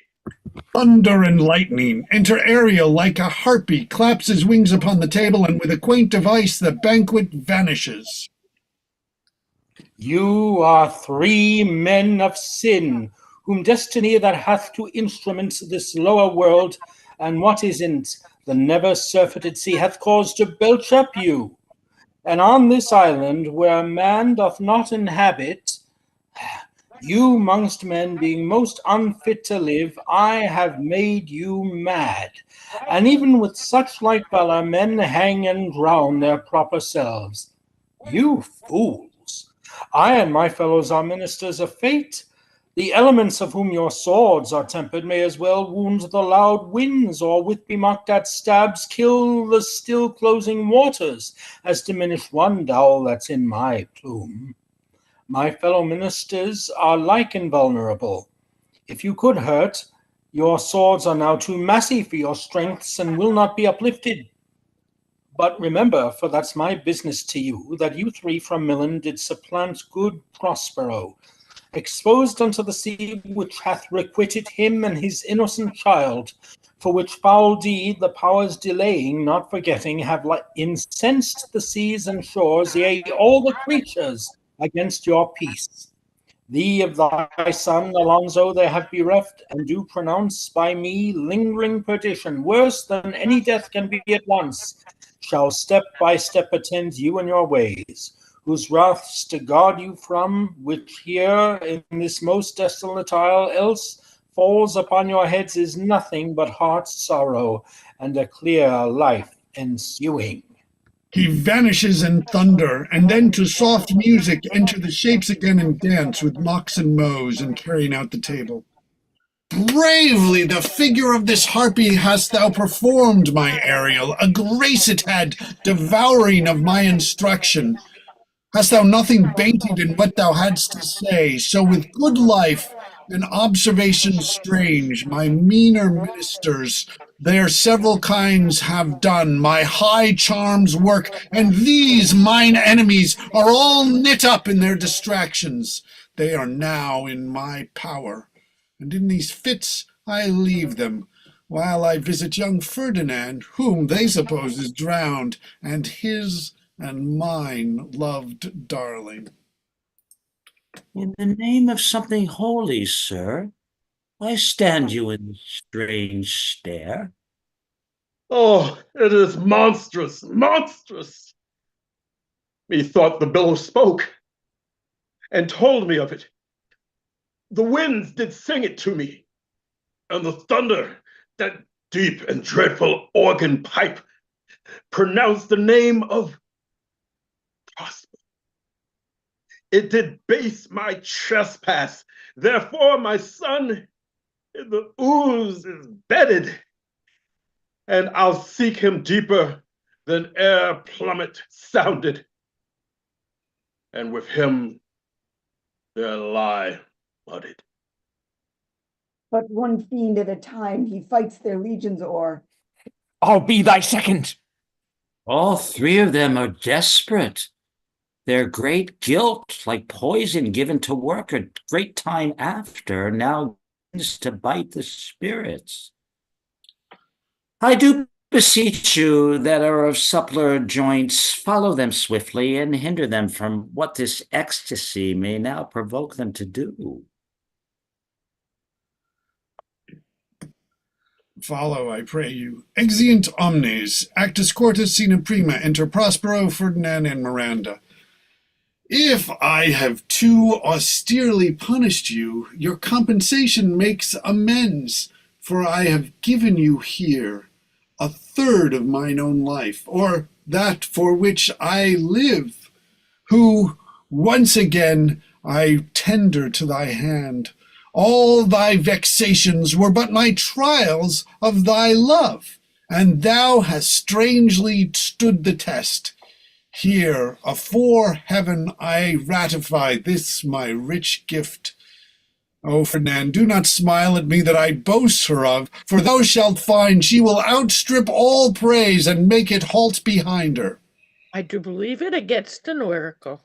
Then, as my guest and thine own acquisition worthily purchased, take my daughter. But if thou dost break her virgin knot before all sanctimonious ceremonies may with full and holy right be ministered, no sweet aspersion shall the heavens let fall to make this contract grow, but barren hate, sour-eyed disdain, and discord shall bestrew the union of your bed with weed so loathly that you shall hate it both. Therefore take heed, as Hymen's lamp shall light you. As I hope for quiet days, fair issue and long life, with such love as 'tis now the murkiest and the most opportune place. The strongest suggestion our worser's genius can shall never melt mine honor into lust to take away the edge of that day's celebration, when I shall think, or Phoebus' steeds are found, or night kept chained below. Fairly spoke. Sit then and talk with her. She is thine own. What, Ariel, my industrious servant, Ariel? What would my potent master? Here I am. Thou and thy meaner fellows your last service did worthily perform, and I must use you in such another trick. Go, bring the rabble, or whom I give thee power, here to this place. Incite them to quick motion, for I must bestow upon the eyes of this young couple some vanity of mine art. It is my promise, and they expect it from me. Presently? Aye, with a twink. Before you can say come and go and breathe twice and cry so, each one tripping on his toe will be here with mop and mow. Do you love me, master? No. Dearly, my delicate Ariel. Do not approach till thou dost hear my call. Well, I conceive. Look thou, be true. Do not give dalliance too much the rein. The strongest oaths are straw to the fire and the blood. Be more abstemious, or else good night your vow. I warrant you, sir, the white cold virgin snow upon my heart abates the ardor of my liver. Well, now come, my Ariel, bring a corollary rather than want a spirit. Appear, and pertly, no tongue, all eyes, be silent.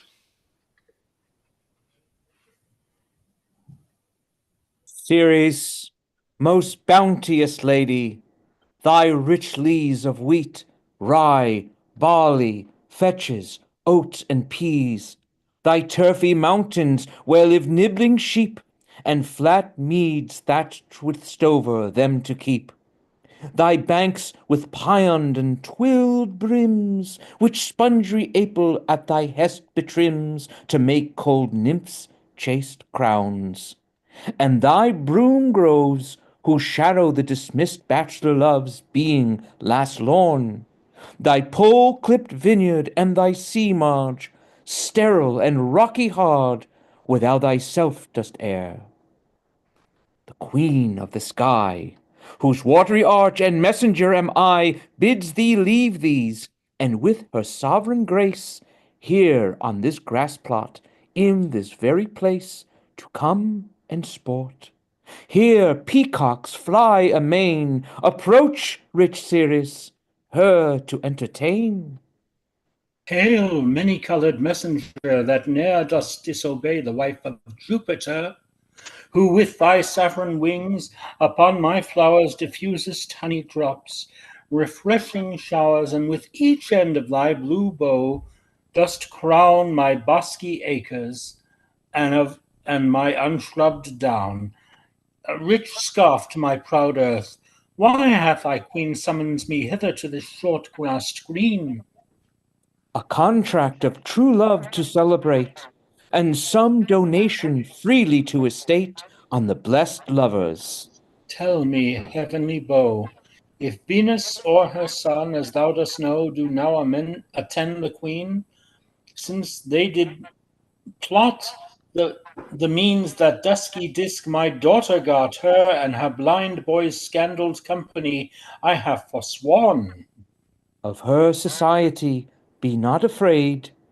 I met her deity cutting the clouds towards Paphos, and her son, dove drawn with her.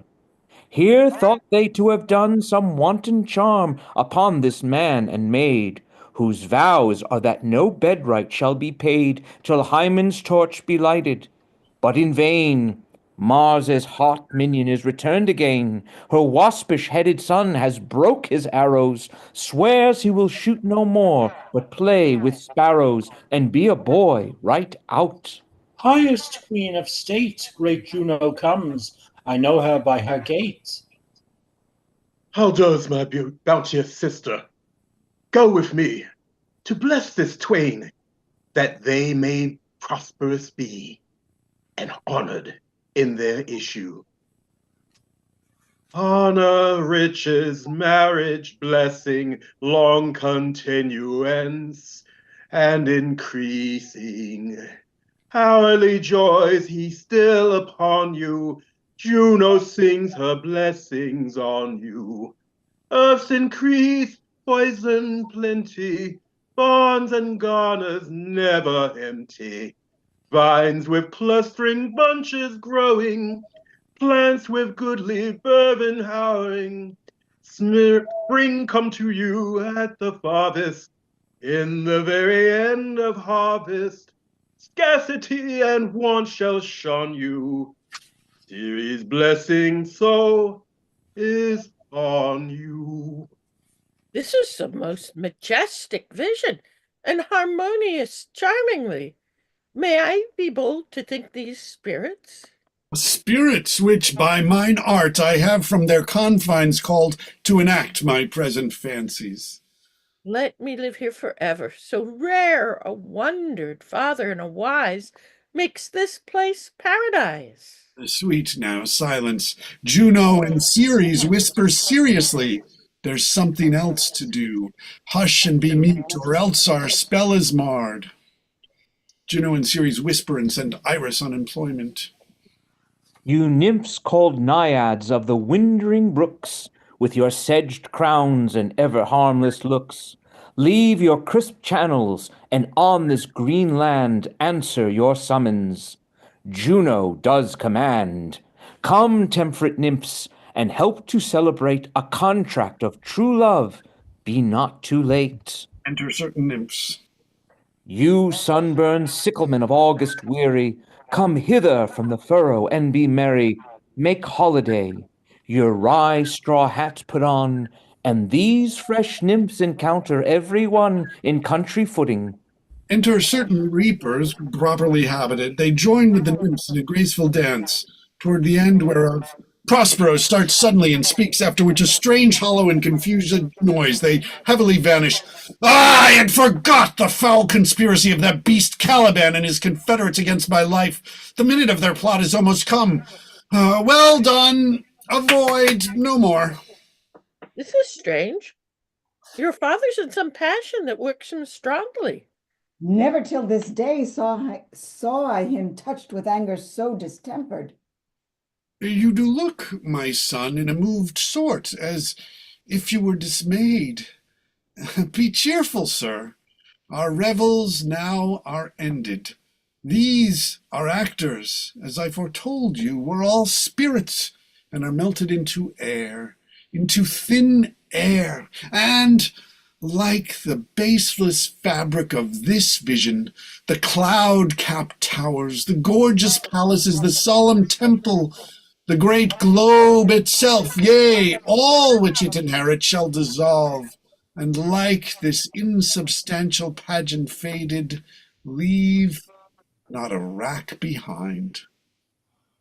We are such stuff as dreams are made on, and our little life is rounded with a sleep. Sir, I am vexed. Bear with my weakness. My old brain is troubled. Be not disturbed with my infirmity. If you be pleased, retire into my cell, and there repose a turn or two. I'll walk to still my beating mind. We wish her peace. Come with a thought. I thank thee, Ariel. Come. Thy thoughts I cleave to. What's thy pleasure? Spirit, we must prepare to meet with Caliban. Aye, my commander, when I presented Ceres, I thought to have told thee of it, but I feared lest I might anger thee. Say again, where didst thou leave these varlets? I told you, sir, they were red hot with drinking, so full of valor that they smote the air for breathing in their faces, beat the ground for kissing of their feet. Yet always bending towards their project.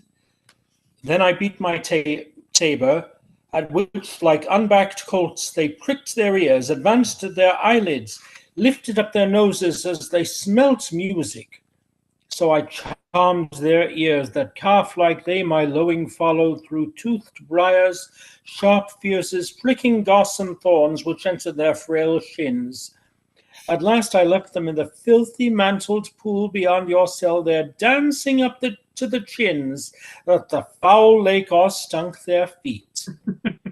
This was well done, my bird. Thy shape invisible retain thou still. The trumpery in my house, go bring it hither, for a stale to catch these thieves. I go. A devil, a born devil, on whose nurture can never stick, on whom my pains humanely taken, all lost, quite lost, and as with age his body uglier grows, so his mind cankers. I will plague them all, even to roaring.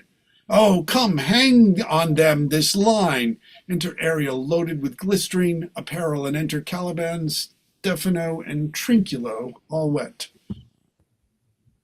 Hey, you, softly, that the blind mole may not hear a footfall. We now are near his cell. Monster, you a fairy. You say as a harmless fairy has done little better than played the jack with us. Monster, I do smell all horse piss, at which my nose is in great indignation. So is mine. Do you hear, monster? If I should take a displeasure against you, look you. Thou wert but a lost monster. I know what you're saying. You said I'm at a loss. You said I'm at a loss. You said I'm at a loss, and I'm trying to find my place. Good my Lord, give me thy favor. Still be patient. For the prize I'll bring thee to shall hoodwink this mischance. Therefore speak softly. All's hush is midnight yet. Aye, but to lose our bottles in the pool. There is not only disgrace and dishonor in that monster, but an infinite loss. That's more to me than my wedding. Yet this is your harmless fairy, monster. I will fetch off my bottle, though I be over compensated for my labor. Oh, prithee, my king, be quiet. Seest thou here? This is the mouth of the cell. No noise and enter. Do that, good mischief which may make this island thine own forever, and I thy Caliban, for I thy footlicker. Give me the hand. I do begin to have bloody thoughts. Oh, King Stephano. Oh, peer. Oh, worthy Stephano. Look, what a wardrobe here is for thee. Let it alone, thou fool. It's but trash. Oh, ho, monster. We know what belongs to a frippery. Oh, King Stephano. Put off that gown, Triculio. By this hand, I'll have that gown. Thy grace shall have it. That drops you down. You mean to dolt us on such language? Let it alone and do the murder first. If he awake, from toe to crown, he'll fill our skins with pinches, make us strange stuff.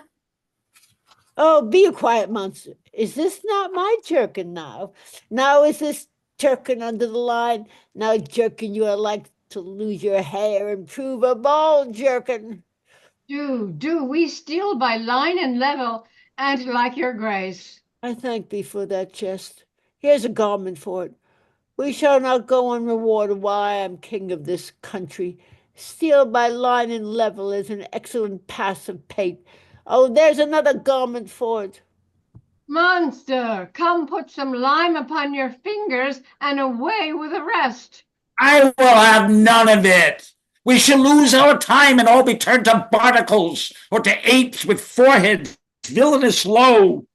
Oh, monster, lay to your fingers. Help to bear this away. Where my hawk's head of wine is, or I'll turn you out of my kingdom. Go to carry this. And this. I and this. A noise of hunters heard. Enter diverse spirits in shape of dogs and hounds, hunting them out. Prospero and Ariel setting them on. Hey, mountain, hey! Silver, there it goes, Silver. Fury, fury, there, tyrant, there, hark, hark! Go, charge, my goblins, that they grind their joints with dry convulsions, shorten up their sinews with aged cramps, and more pinch and make them depart or cut the mountain. Hark they roar. Let them be hunted soundly. At this hour lies at my mercy all mine enemies. Shortly shall all my labors end, and thou shalt have the air of freedom. For a little, follow and do me service. Exeunt actus quintus scena prima. Enter Prospero in his magic robes and Ariel. Now does my project gather to a head, my charms crack not, my spirits obey, and time goes upright with his carriage. How's the day? On the 6th hour, at which time, my lord, you said our work should cease. I did say so, when first I raised the Tempest. Say, my spirit, how fares the king and his followers? Confined together in the same fashion as you gave in charge, just as you left them. All prisoners, sir, in the lime grove which weather fens your cell. They cannot budge till your release. The king, his brother, and yours abide all three distracted, and the remaining mourning over them, brimful of sorrow and dismay. But chiefly him that you termed, sir, the good old Lord Gonzalo. His tears runs down his beard like winter's drops from eaves of reeds. Your charm so strongly works him that if you now beheld them, your affections would become tender. Dost thou think so, spirit? Mine would, sir, were I human. And mine shall. Hast thou, which art but air, a touch, a feeling of their afflictions, and shall not myself, one of their kind, that relish all as sharply passion as they, be kindlier moved than thou art? Though with their high wrongs I am struck to the quick, yet with my nobler reason 'gainst my fury do I take part. The rarer action is in virtue than in vengeance. They, being penitent, the sole drift of my purpose doth extend not a frown further. Go, release them, Ariel. My charms I'll break, their senses I'll restore, and they shall be themselves. I'll fetch them, sir.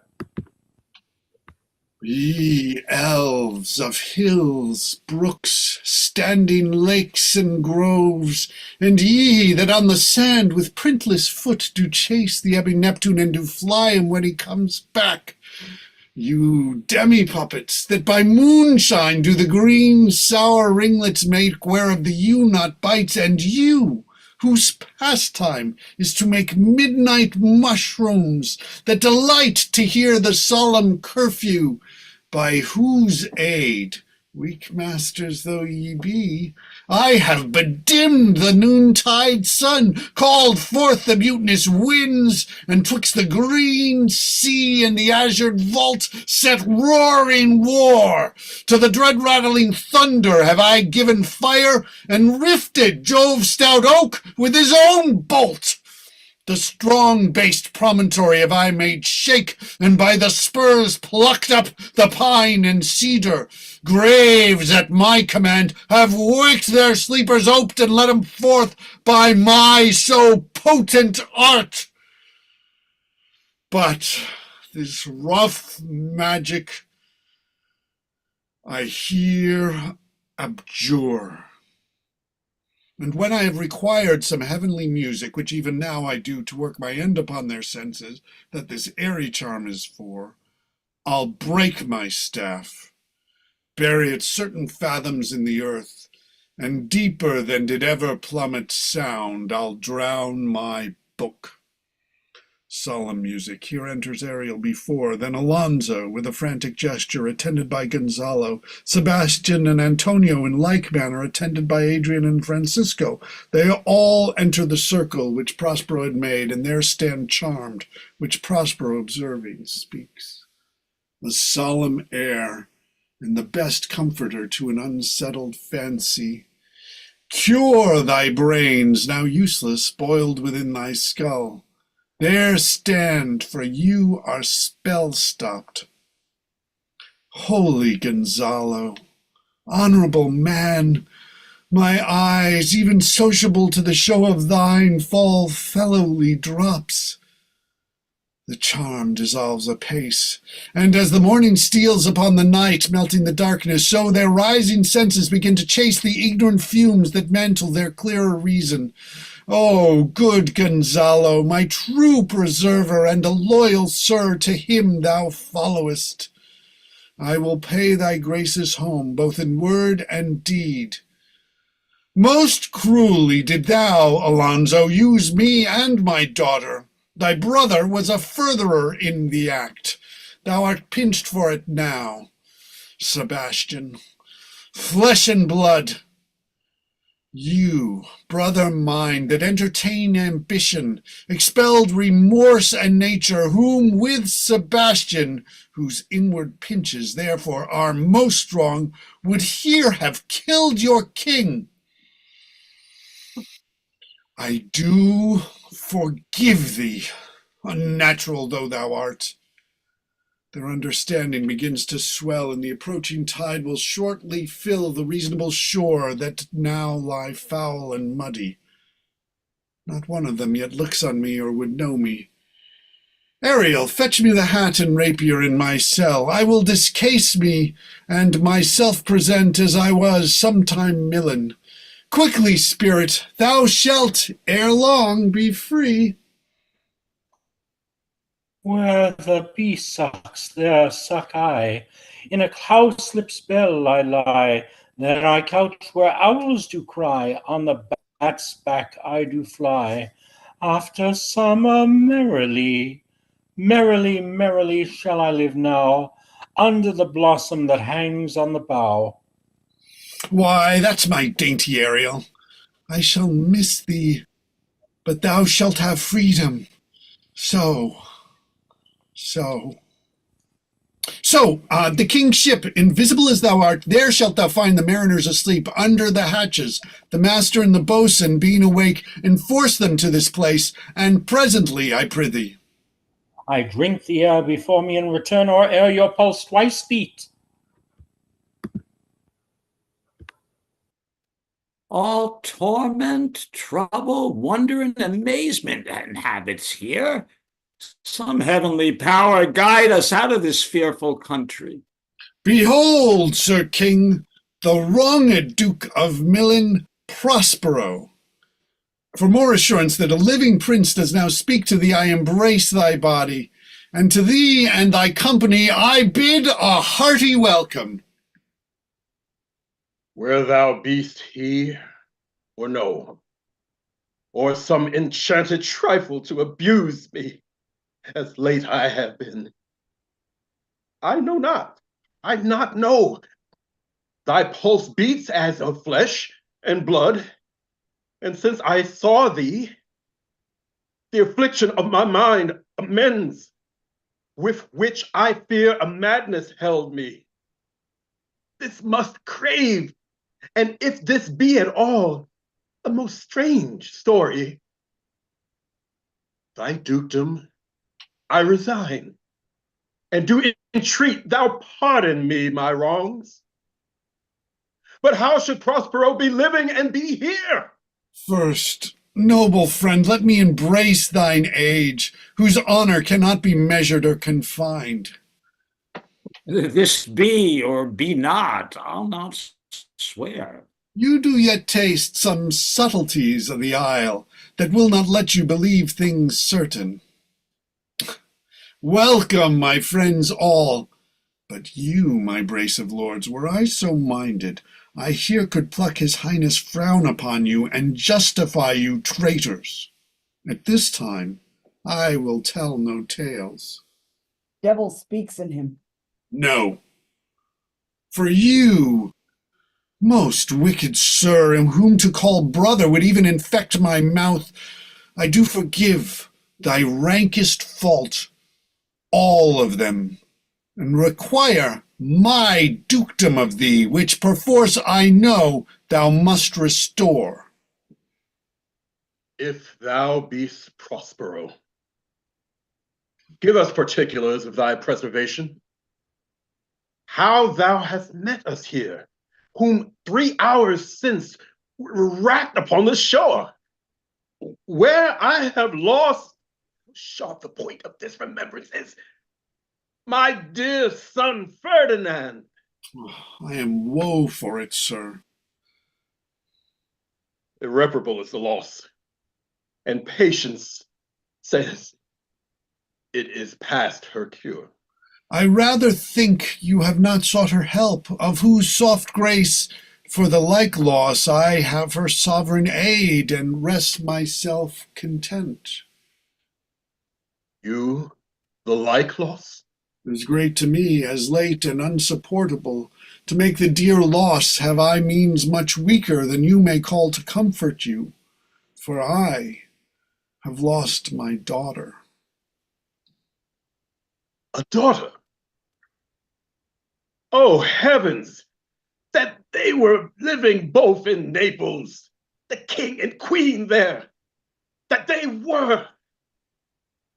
I wish myself were muddled in that oozy bed where my son lies. When did you lose your daughter? In this last tempest. I perceive these lords at this encounter do so much admire that they devour their reason and scarce think their eyes do offices of truth. Their words are natural breath, but howsoever you have been jostled from your senses, know for certain that I am Prospero, and that very Duke which was thrust forth from of Milan, who most strangely upon this shore, where you were racked, was landed to be the lord of it. No more yet of this, for 'tis a chronicle of day by day, not a relation for a breakfast, nor befitting a first meeting. Welcome, sir. This sells my court. Here have I few attendants, and subjects none abroad. Pray you look in. My dukedom, since you have given me again, I will requite you with as good a thing. At least bring forth a wonder to content you as much as me my dukedom. Here Prospero discovers Ferdinand and Miranda playing at chess. Sweet lord, you play me false. Play me false. No, my dearest lover, I would not for the world. Yes, for a score of kingdoms, You should, and I would call it fair play.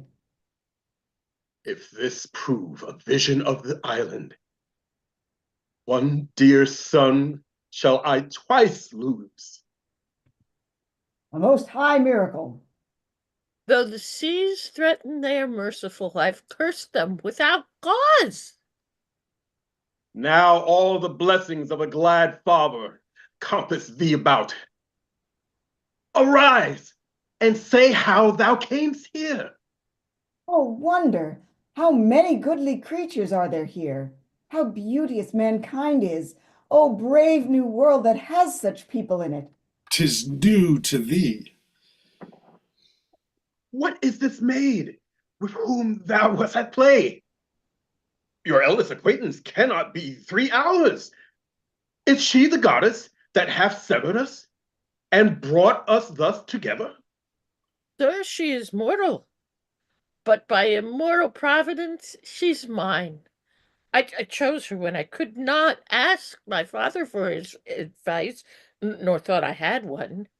She's daughter to this famous Duke of Milan, of whom so often I have heard renown, but never saw before, of whom I have received a second life, and second father this lady makes him to me. I am hers. But oh, how oddly will it sound that I must ask my child forgiveness. There, sir, stop. Let us not burden our remembrances with a heaviness that's gone. I have inly wept, or should have spoke ere this. Look down, you gods, and on this couple drop a blessed crown. For it is you that have chalked forth this way which brought us hither. I say, Amen, Gonzalo.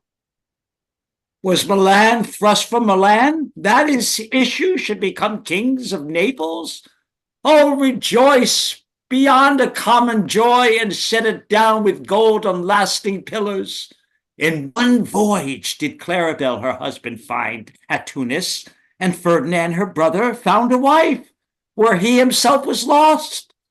Prospero his dukedom in a poor isle, and all of us ourselves when no man was his own.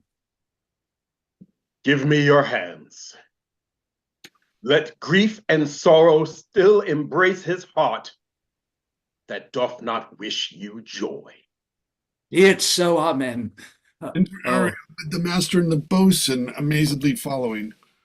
Oh, look, sir, here's more of us. I prophesied if a gallows were on land, this fellow could not drown. Now blasphemy that swearest grace o'erboard, not an oath on shore. Hast thou by no mouth by land? What is the news? The best news is that we have safely found our king and company. The next, our ship, which but 3 glasses since we gave out split, is tight and yar and bravely rigged as when we first put out to sea. Sir, all this service have I done since I went. Ah, my tricksy spirit. These are not natural events. They strengthen from strange to stranger. Say, how came you hither? If I did think, sir, I were well awake, I'd strive to tell you. We were dead asleep, and how, we know not, all clapped under hatches, where but even now, with strange and several noises of roaring, shrieking, howling, jingling chains, and more diversity of sounds, all horrible, we were awaked, straightway at liberty, where we, in all our trim, freshly beheld our royal good and gallant ship, our master capering to eye her on a trice, so please you, even in a dream where we divided from them, and were brought moping hither. Was't well done? Bravely, my diligence, thou shalt be free. 'Tis as strange a maze as e'er men trod. And there is in this business more than nature was ever conduct of. Some oracle must rectify our knowledge. Sir, my liege, do not infest your mind with beating on the strangeness of this business. At picked leisure, which shall be shortly single, I'll resolve you, which to you shall seem probable, of every these happened accidents. Till when, be cheerful, and think of each thing well. Come hither, spirit. Set Caliban and his companions free. Untie the spell.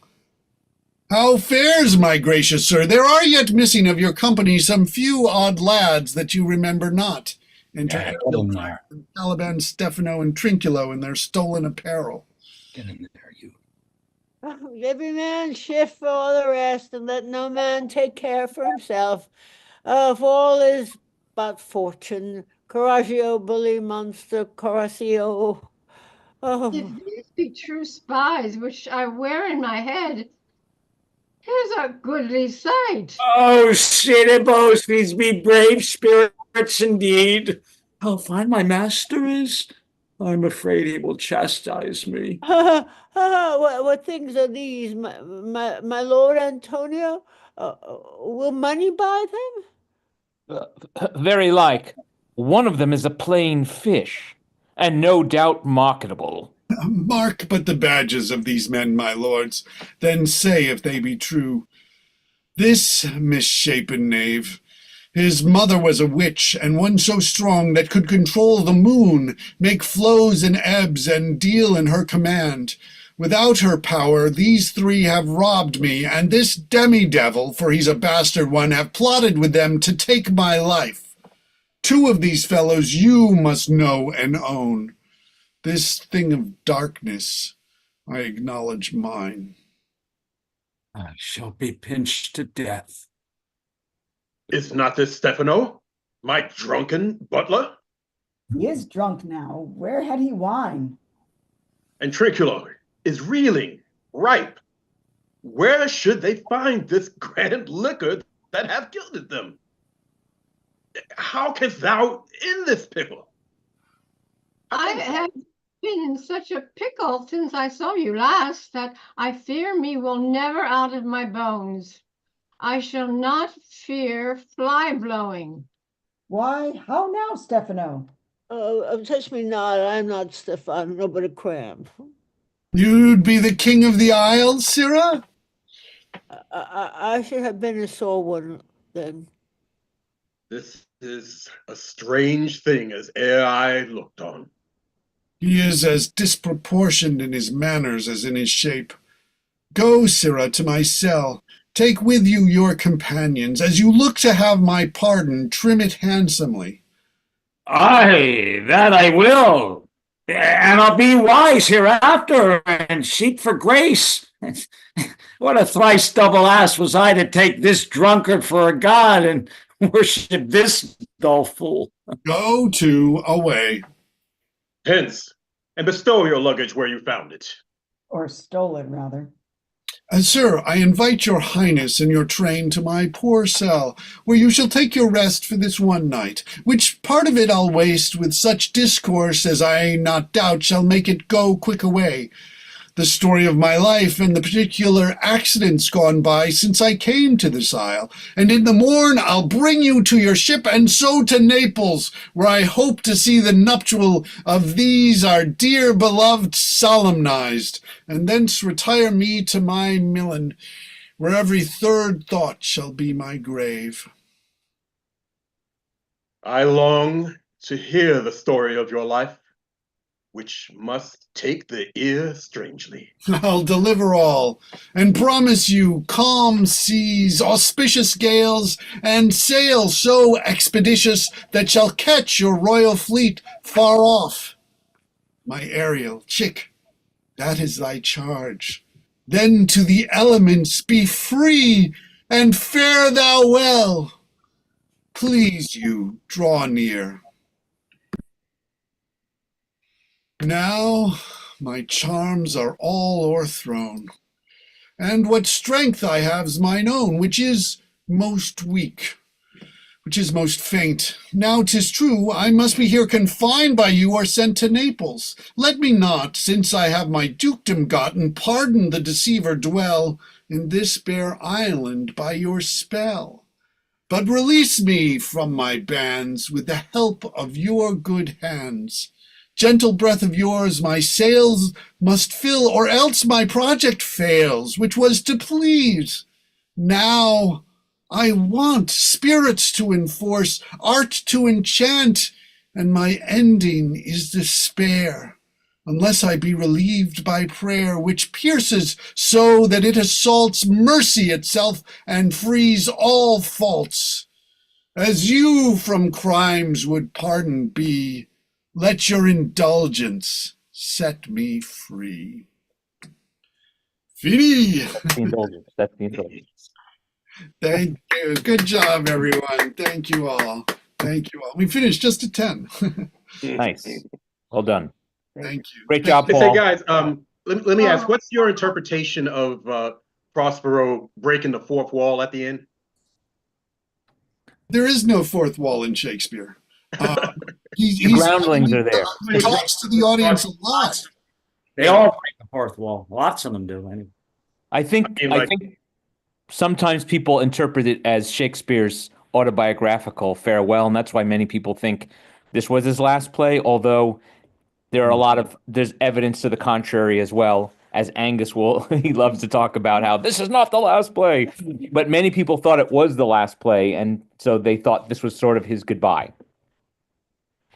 Yeah. I have to be up early. See you all soon. Goodbye. See you. Thank you all. Thank you all. Are there any other? Because there's Two Noble Kinsmen was actually after this.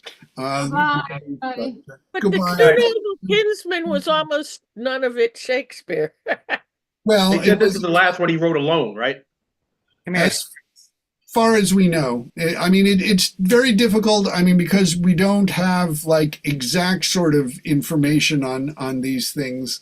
But I mean, Angus actually does like to talk a lot about how this was done. This was actually written more for the Blackfriars, for indoor theaters, and it was also under King James that masks had become this really big thing. So, which is why he has the mask that he does for Ferdinand and Miranda of the goddesses, which were quite popular at the time.